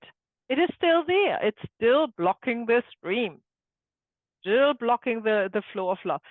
We in family constellation take this rock out of the stream and put it aside where it belongs, the shore. So then the flow of love can, and because then the love can flow again, it nourishes all further generations. This is why when we apply the healing movement in the 5th generation, back in the 5th generation, it ripples through all generations to the current, even to their children. They are unborn. Yeah. That is the magic of this modality. And that is as easy as that. It is as easy as finding this rock and place and taking it out of the rock and a river and put it there where it belongs, in the right place. Love, however, is life force. Love is equal life, the way we use love as unconditional. Yeah. This is a life force. It is not stored as a memory that we need to look at. We only have memories in the morphogenetic field of a family system of these rocks, of these traumas. There is no reason for the family system to preserve loving memories. Yeah. Because it becomes nourishment of the family soul. This is how the family strives and survives and procreates, and how it moves on and gives their genes to the next generation and secures the survival and makes sure there are enough individuals created who are hosts to the soul journey of the family members and others. Yeah, that is the purpose of the family system. And this is why they cannot tolerate a rock in the stream, because it doesn't allow this to flow. They literally want us to look at the rocks and find a way to place them out of the stream. This is why I say when a client comes with an issue, or it's your own issue, yeah, you can say whatever you want, but the facilitator is listening to what the family system wants. Because when the client maybe not tells anything about the rock because they have no idea, they don't know where that is, but the family system knows it, and they guide them to you, so you can address it. You can pick the rock, put it to the side, and the love can flow. And in the wake of that, your client also will heal. That is the beauty of the method. And that is why the morphogenetic field of a family system is storing only traumatic experiences. The rest is not there as an information. It's there as love, just flowing, just nothing. It's not stagnant, not holds anything back. It's just flowing, nourishing. The orders of love that we talk about, Bert Hellinger's orders of love, that is the foundation of family constellation. They are not invented by him. Yeah, they are discovered. They are natural laws. They are natural laws. They appear like this in nature over and over again. And we are thinking of souls when we think about the orders of love, because it's a soul movement, you know. They are there. They have always been there, and I'm sure there were there still are other mythologies to address that. They are also working with other names in the orders of love. I know of some indigenous folks. When I hear about them, I think, oh, that sounds like the orders of love of Bert Hellinger, you know. So it's not new, but it has never been put together in a logical way and has been applied in a structured way to be able to help so many people with it. Yeah, that's what is new.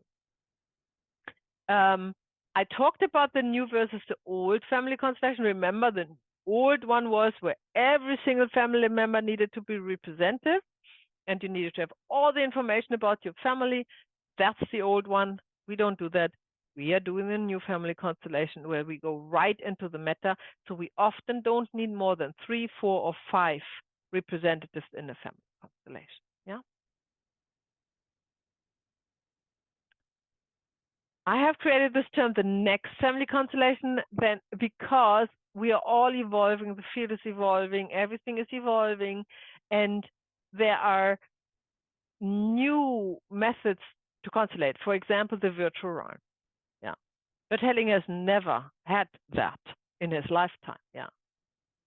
He only worked with groups, large groups. Yeah, we had people together, they gathered together on multiple days, and then clients had issues and they were represented through workshop participants. That's it, right? Nowadays, and they needed to move and they hugged each other and things like that. Nowadays, we are inviting the morphogenetic field of a family system to come in to a Zoom call, to be present in a Zoom workshop and do the same thing. This is really mind-blowing if you think about it. Before COVID, or when I started with Family Constellation, I didn't even consider that's even possible, yeah, to do this work online until I tried it, and it was fantastic. It was even better than in person. And I tried to contemplate why would that be? And then it dawned on me, because the participants are feeling comfortable in their home. Yeah? They don't need to travel. They don't need to go in uncommon, unfamiliar places. They don't have self-conscience when they are gathering groups. They don't think about how they look or how to dress. This takes all the stress away. And this relaxation is fantastic to represent. Yeah, the field can so much more easily take over and convey thoughts or emotions. It is really fantastic. And that is what I call the next family constellation, because we are really stepping out and bringing it to a level Bert Hellinger hasn't done. However, we will not divert from the orders of love. Yeah, this is just the way we conduct family constellation, not how we do it. We can also constellate organizations. That will be part of module 5. Just to name it here, it's not all about families. It can be a workplace. In Germany, it's very common in Germany, family constellation, obviously, because he works there has worked there for over 40 years. You constellating in schools and in prisons, and there are politicians who are seeking advice from a family constellation to look at a party or at the country, or so it's endless. You can use this tool for absolutely everything. Yeah. You can look at the house. I had that repeatedly. People have problems with land or houses or money, of course, or job or this and that. However, I just give you an information here and you just let it sink in. whatever constellation, it will only and always be family members. First order of love. You can only constellate who belongs to a family system. But the good thing is, when we are constellating a job or a party or a religious group or whatever, we don't need to know when we represent the client and the boss and the colleague and whoever's there, which family member in the background on a soul level they representing. That's the good news. We don't need to analyze that. We just know, that's just what we know. We don't even need to say that to the client. We know whatever we are constellating, it is always with family members who belong due to the first order of love to the family system. And interestingly, and that's also what you learn when you go through this, when you go through this training and you observe and you have a lot of observation of constellations, and then you work with it and then you see it for yourself. Whatever we create in our environment is a reflection of our family system. Everything. Absolutely everything. Our friends, the workplace, the pets we have. We cannot create anything else than what is already in our family system, right? So if there is anything that needs to be solved, think of the rock that is in the stream of love. It will represent itself as a problem in the job, or even a disease in a pet, or anything, yeah? It is just another representation of the same rule, okay? All right, if you have the capacity to follow, then we talk about conscience and destiny. Yuko, was it a hi, or do you want to ask? I wanted to ask. So, okay, I had two things. One is, so this family constellation is for group work, but there's a one-to-one constellation too. Is it same effective, like the same effect? Yeah, it has the same effect, and we will learn that in module 5, how to do that. It is just that Bert Hellinger hasn't taught it and hasn't done it, neither. But you use the same orders of love, you can apply everything. Yeah. And the second one is the last one that we can work on many things, money, pets, and I don't know, the feelings. So that also we are going to practice, right? Yeah. In a late. Yeah. Okay. You can practice that. Yeah. Yeah. Very good. Thank Very you. good. Thank you. Okay. So, and I do that briefly. There's a lot of text following, and we don't have the time for it, and it's not important that you understand that now. But when you rewatch the videos, you take your time, you stop, and you ponder about the information. Yeah, and they will reveal its relevance to you while you do that. Yeah, but Hellinger had written books about conscience. Yeah, he was very interested in that. That doesn't mean that the depth of it is important for a family constellation. Yeah, so just to say that, I just don't want to not mention it, because some have a real aha moment when they learn about the theory or the concept of conscience and Bert Hellinger's teachings. And secondly, sometimes it also has some impact on a family constellation. So, having said that, there are 3 conscience: the personal, the collective, and the conscience of the spirit mind. Of course, this is English translated from German. Yeah. Then we will look at all of this briefly, and then we will also look at destiny and common destiny. There's also something to look at before we can move on. So let's look at the personal conscience. And in a nutshell, the personal conscience is conditioned behavior. Yeah, and you have all heard about that, right? How we are conditioned in early childhood to the environment we are born into. That is a necessity to secure our survival. That we are conditioned to the circumstances we are born into. So conscience, so we need to look at what is conscience then in this context in a family constellation, and then understand that action is always guided by conscience, either subconsciously or consciously, but it is always guided by a conscience. This is why we want to look at it. Harmful actions are often based on a good conscience, right? When you are conditioned that something is good, let's say you are born into a mafia, an Italian mafia, then killing the opponent is a good act. It's not bad, So that's conscience. It changes the perception, right? And also important to understand, because we are talking about systems here, the conscience only works in systems. Always needs a system, right?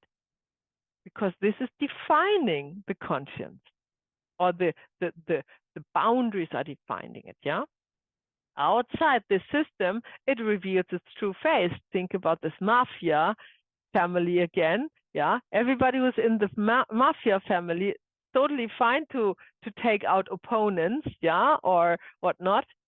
But if one of the daughters of a mafia family decides to leave that behind, step out, marries an honest random guy, and then meet their family, then they learn that it is shocking, what they do.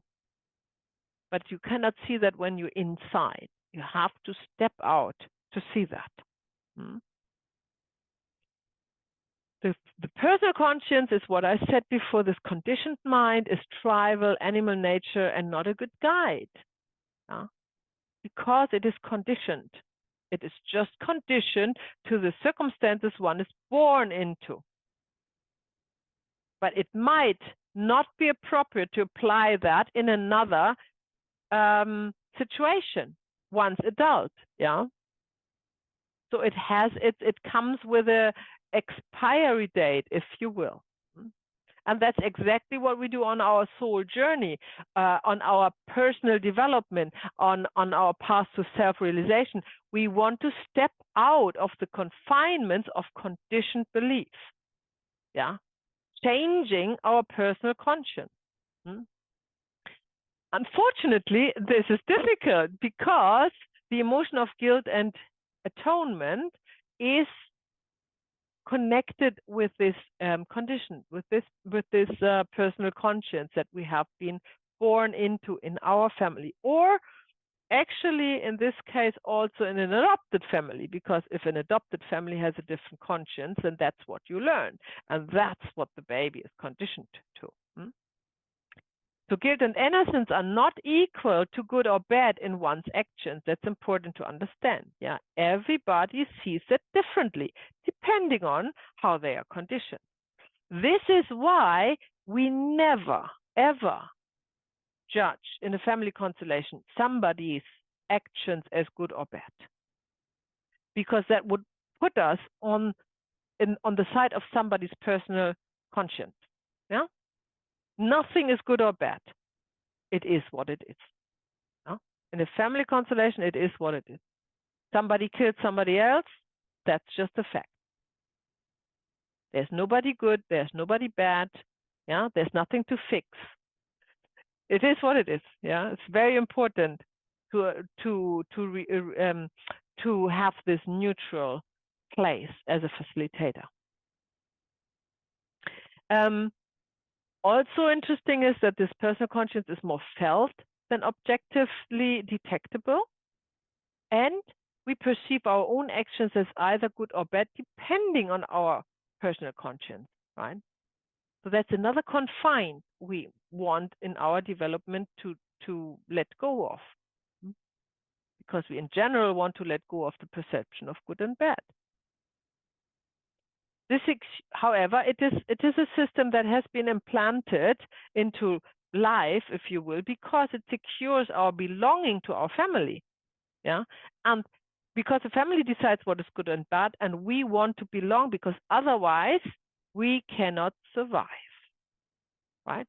If a baby or a child is dismissed from the family, because they rebel and they don't want to adopt the belief system of the family, and they just, you know, dismiss it in the forest, they will die.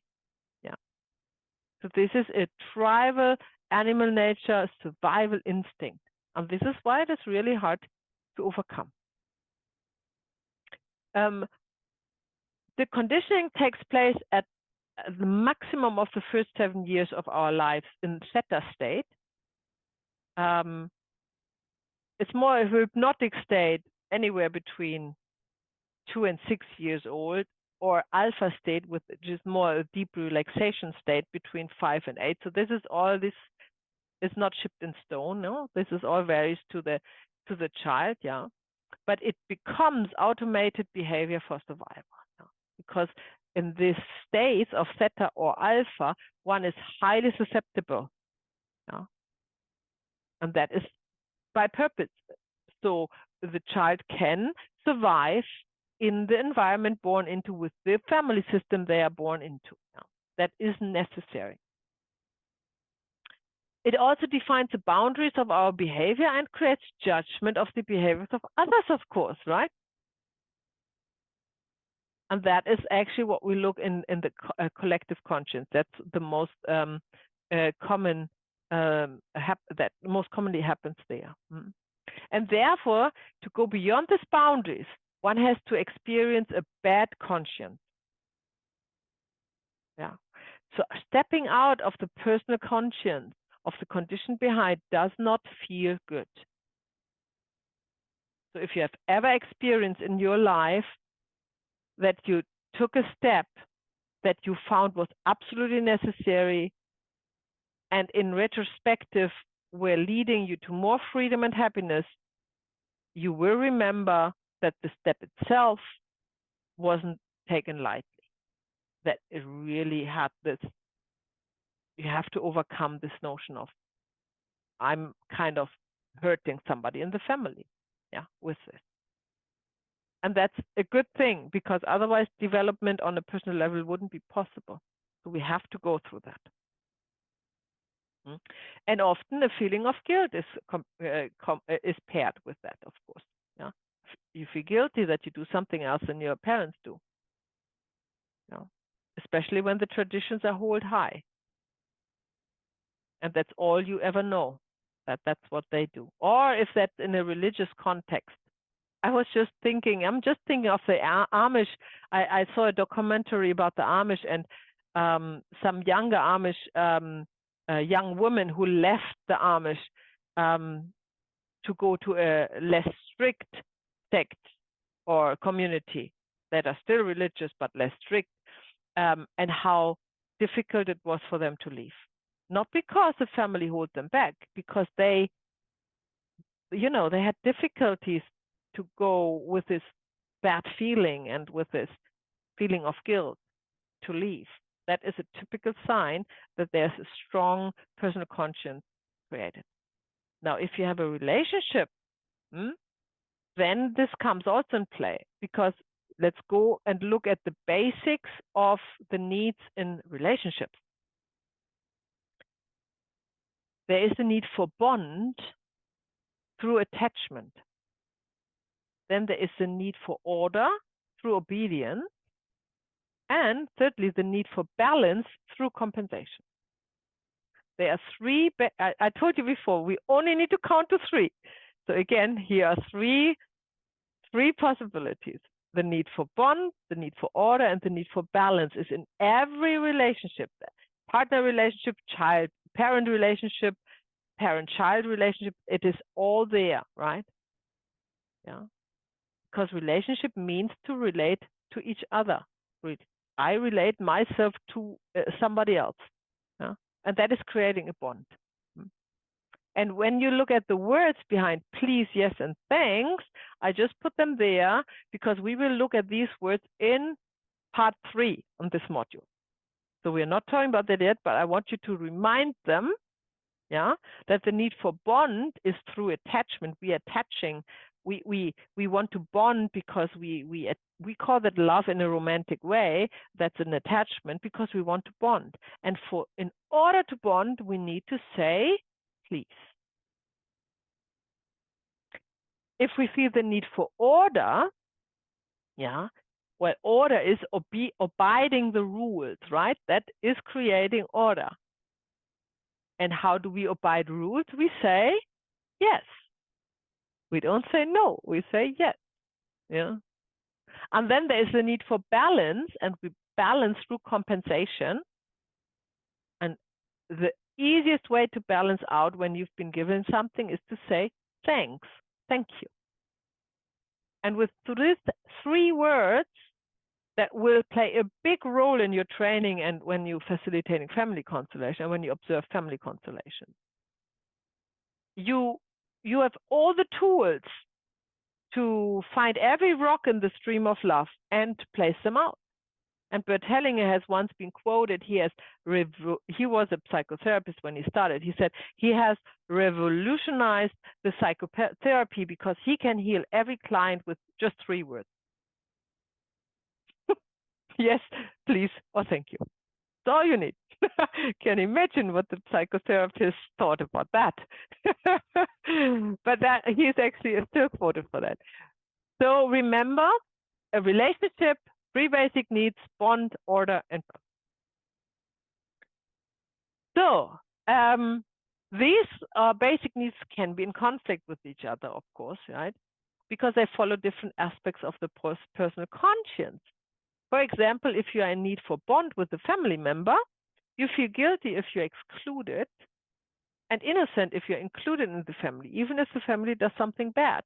And here is also why the phenomenon of domestic violence or abuse, child abuse, or even sexual child abuse is common and seldom addressed.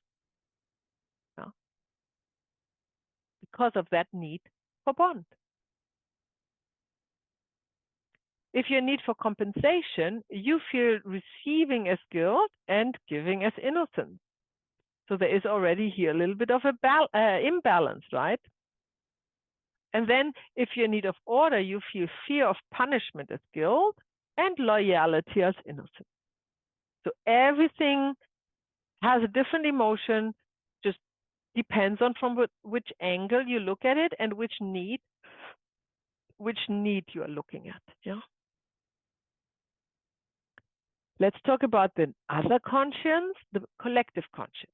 It exists in addition to the personal conscience. We all have the personal conscience, and then we have the collective conscience. And its function is to enforce the orders of love in the family system. So you know already, this is probably something we are very familiar with in family constellation.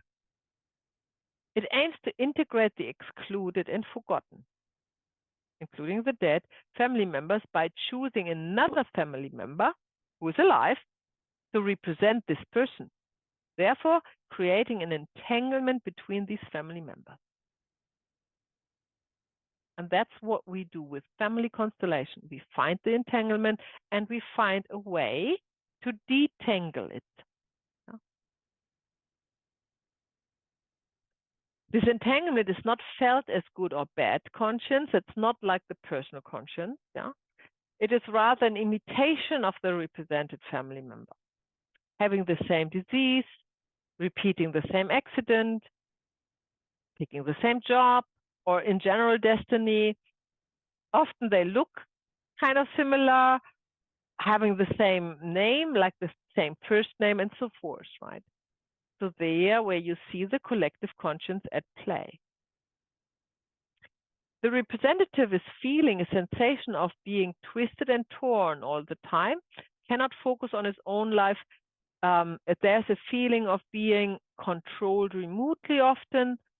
They're not fulfilled or happy, but can't change it neither. They feel driven against their will. They sometimes feel they live 2 lives. That is a sign for an entanglement, yeah, with another family member with whom you share, or they share, the collective conscience. And these are like the obvious signs. Now there are entanglements, they are not obvious, that you see in family constellation. Yeah. But this is an obvious one. This is obvious because the collective conscience is creating this entanglement. If the excluded family member is seen in a family constellation, this entanglement can be lifted and the client feels an enormous relief and freedom to finally live their own life, yeah? Because the rock has been placed out of the river, out of the stream, to the side, and love can flow again. That's exactly how it feels for the client or yourself when you're in the same situation. These entanglements from the collective conscience is often repetitive and can be seen in previous generation.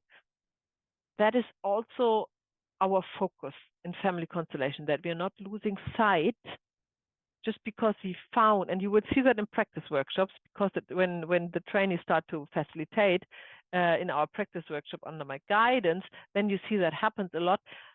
They are so happy to found the entanglement, the dynamic to heal, that they completely forget that that's probably not the source, but a repetition. But it only heals when you go to the source, meaning you have to go back to the generation where it started, yeah? Because often you only see the repetition, not where it started. And of course, we go through all of that and how you can see it and what you can do to make sure that you find the true cause of this issue and not just a repetition. It is the destiny of a family member to be entangled, and that is oft chosen before birth. And you see that these people who come and want to work through family constellation often are the ones who are the most loving of the family, because it takes great strength to do that. It's a service to the family. It's much easier to go on with everybody else does. Yeah. But to take that on and go through the pain and heal the family wound for the whole family system, that requires a lot of love for family members. With the deep unconscious love of one family member to the excluded, yeah, the rock, that what we need to find, yeah, one makes way for the healing movement of the soul. So that is the service. That's what we are all of service with. The collective conscience also has boundaries. Yeah, it includes only family members of the first order of love. We talked about that today. Who belongs, yeah, and excludes all others. It is not concerned with anything else. This is why it is super important that you understand you can only work with family members who belong. Because nothing else matters to the family system. Regardless how drastic it sounds in real life, what has been done. The collective conscience rules over the personal conscience, it overrules it.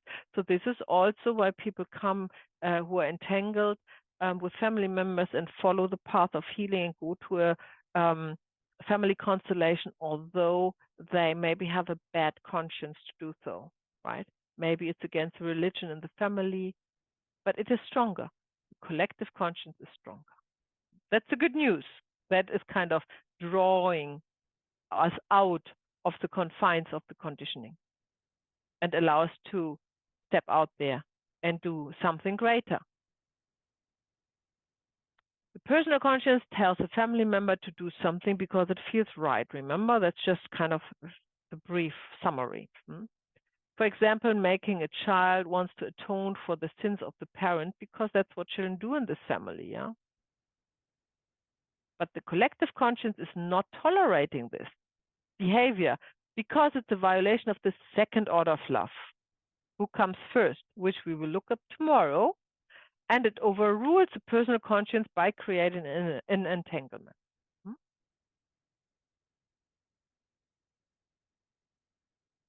And then there's the third conscience, that this conscience of the spirit or the spirit mind. The spirit conscience rules above the personal and collective conscience. And it unites both and also dissolves their boundaries at the same time. This conscience has no boundaries, no judgment, no good or bad, doesn't exclude anybody or anything, and its role is to unite whatever needs unity, let the love flow where it was interrupted. It is creative, and it's basically love itself. And that is where you heal from. That is the state where we are in when we heal. Yeah, when we heal ourselves, when we heal others. We cannot heal when we're in the confinement of the personal or the collective conscience. Because we are taking sides, if you will. And we are excluding and not including. And this is also why a facilitator can help in another family system where they don't belong to. Yeah. Because we are elevating into the conscience of the spirit mind, and from there we can unite what needs unity. You feel that, and this is why we love this work. You feel that when you're facilitating it, because there is this feeling of belonging without needs. So that's a belonging without needs. There's this feeling of contentment, guidance, and harmony. Yeah. But it's all happening in a state of freedom without suffering or need. Need is suffering. Yeah. And when you are in this conscience, if when you are in this realm of helping through facilitating, then you know that you are connected to the morphogenetic field when you have this sensation. Yeah. And that is like in a meditation where you're outside of time and space, or I don't know, whatever practice you have, maybe chanting or yoga or whatever practice you have, or dancing or something, where you are any kind of creativity, where you zoom out and nothing else matters. There's no time, there's no space, there's no good, there's no bad, there's nothing bad created or good created. It's just is, and you feel this uplifting in this moment. That's the same that you have as a facilitator of family constellation. I hope that sounds good. And you are looking forward to have that. In this realm of the conscience of the spirit, there are no feelings of guilt or innocence. That doesn't exist. Instead, there's peace, tranquility. You feel guidance. You are even in a place where no problems are to be solved, which sounds strange because the client comes with a problem, wants it solved. But as a facilitator, you look at everything and you know everything is in the right place at the right time. There's nothing that is not perfect. Yeah. And then the family system takes over the guidance to show you the way to this rock that needs to be found and carried out. The conscience of the spirit is accepting everything as it is without the wish to change anything, in the conviction that the orders of love will find their way to heal the family wound, which they do. How to access this conscience is the question. Yeah, to allow the personal and collective conscience to dissolve into it. That's a quote from Bert Hellinger. That is the way and the destiny of the new family constellation. That's how he describes it. Right, we have a few more minutes that I want to talk you through free choice, destiny, and common destiny. So destiny is felt as, you know that obviously, I mean, we have all a perception from destiny, is felt as pre-existing, something we cannot change, right? Out of one's control. The strong urge to achieve something, yeah? It can be towards good or bad, and it is supported by a good personal conscience and or the collective conscience through entanglement. Common destiny is the destiny of the whole family system. The whole family system can have a destiny. But But again, it completely dissolves in the conscience of the spirit, which then means that the destiny is also coming to an end. So in this realm of not judging good or bad, in this realm, there is also no destiny. There is freedom, if you will. And that is what we call freedom to choose.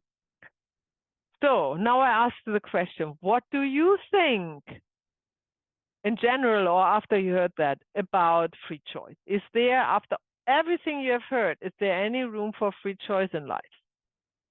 What is your thoughts on that? Just feel free to give me your ideas. Let's share. Let's just talk about ideas. Where is free choice?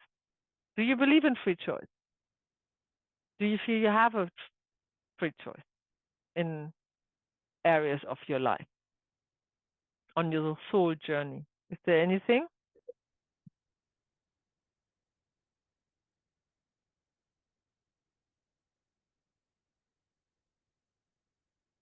I feel we have only free choice to give up from our heart and soul, or and to be in forgetfulness, or to follow it. It's the only choice we have. So you think that you choose that, or is that destined in your life? I think from since I born, I'm following my heart through experiences, you know, and I'm not looking. I'm consciously seeing that I can give up or not, but I see as my spirit cannot give up. You know, my heart cannot. So that's destiny. That's your destiny. So, That's how you feel it. but give up from anything in life, you know, from being conscious, from being who I am, from chain breaking these rocks from my family and everything, you know. So to heal and to share and to be who I am. So it's guided, you know, we are guided. We have our way to go. And the only choice we can do is to give up from this way. But it's also questionable, you know. So it depends how we are abstracted as a soul on our part. Because there are many outside abstractions that are not in the contract, you know, and that's the place I think we are all in the moment as civilization. They went too far in abstraction of the soul learnings. So. Very nice, very nice. So when I understand you right, the way we walk our path is destined way before we get born. So everything is guided and laid out for us already. But we have the choice if we feel boundaries on our path to let them go, right? Or to keep us in the boundaries. Yeah. I think that's very nice explained. I would probably subscribe to that. What is anybody else thinking? So we have a free choice, right? I mean, I believe there's a free choice, but we all have a restriction about the environment, which country, the religion, or the family, everything. But after all, like the system, how we change the perceptions and go through these rocks to remove. That's the human creativity. You know, we have to use that to be able to work through, like to live life, you know. So that's. Is that free choice or destiny? What do you think? It's a free choice too, but it's destiny too, because destiny that there's nothing that I cannot really change, but it's kind of laid out. But also the free choice, you know, the choice is you take it or not taking it. It doesn't matter, because at the end the rocks is there or not there. I mean, either way, but just have to walk through it. It's just by choosing in one way or another, and otherwise it's just so you think, can I ask you, Yuki, you think you can choose between destiny and free choice in your life in a certain situation? There is a destiny, but by free choice you can elevate to life either right away or very low dense, like depressive. So you're saying that you go through life in a certain way, it's destined for you, but the way you perceive it, if you are happy about it or sad, that's your choice. Yeah, that's like that's what human Yeah, has. that's nice. Yeah, I can also subscribe to that, I think. Yeah, very good. Thank you. Yeah. David and Michelle, any thoughts on that? There's a metaphor that comes to me, you know, like the GPS. The destiny is kind of the North Star, you know, eventually where you're going, what you're born, what you're meant to become. And there's the path of getting there, right? And then in the metaphor of GPS, you could have multiple paths of getting there. And then your free choice is that at any point, at any moment, you could choose to go a different path. But then if you have that strong guidance, then you kind of eventually will still get to the same destiny. Okay, so when I understand you right, you say the goal is destined, but the ways you can choose. So what you learn on your way, you can choose. But Yes. the not the goal, the destination is destined. Oh, that is actually destination, destiny. That's actually quite something. So that is the destination is destined, obviously, as the name says, but the ways how you go there are free choice and what you experience on your way. Yeah, the underlying assumption is that you have to maintain that strong connection, and the knowing of the destiny, so that you can be guided towards it. Wonderful. Yeah, I can also subscribe to that, I think. And David, what do you think? Well, through the years now, I think I've come to realize that you have a path, and the path is laid before you. And if I use my mind, I go off the path, and if I use the way I feel, I stay on the path. So I kind of try and feel my way forward, because that's the way that takes me, I believe, on my soul path. And I need to okay, so that would be different to Michelle. You would say your path is destined, but the destiny is a free choice or uncertain. No, I think the path goes to your true north. I mean, to use so that's also destined. I think that's the right direction for you. I think we all have our own path. Most of us choose not to follow it all the time. We get distracted by the mind, and I think I see what you say. So you say free choice is to leave your path. Is that what you say? We innately know what we should be doing, but we tend not to do that. So if I can summarize that, the path is destined, but your free choice is to not go on your path. Yes. Very good. Very interesting. 4 different answers. All of them I can subscribe to. Very interesting. Very good. Thank you for sharing. So do we have a conclusion? No, because we don't need to. Right? Everything can be right. There is not one thing. This is righter than the other. Right. So I think that's our last slide for today. Yeah. And we will briefly talk about guilt. Guilt is the one emotion that will follow us through the training, through the work. In life it does. It is very important to understand the quality of how it is created and the quality of the emotion of guilt and what it does to society on a daily basis, but also to the soul movement. Yeah. You're talking about guilt or guilt here, because you got 2 different. Yeah, I know it's a T. It's a T. Think it's okay. Guilt. Yeah, I know. Spelling error. Sorry for that. So, guilt is not objective. It is felt rather than detectable. Yeah, nobody can say that is guilt and that is not guilt. Yeah, even as a lawyer, I can say that that is not so easy to say. Yeah, it depends on the conscience. Yeah, if somebody feels guilty or not. Remember. Yeah. Now I would like to introduce you to the mind. What can I say? Experiment to toy with the idea that there is no guilt.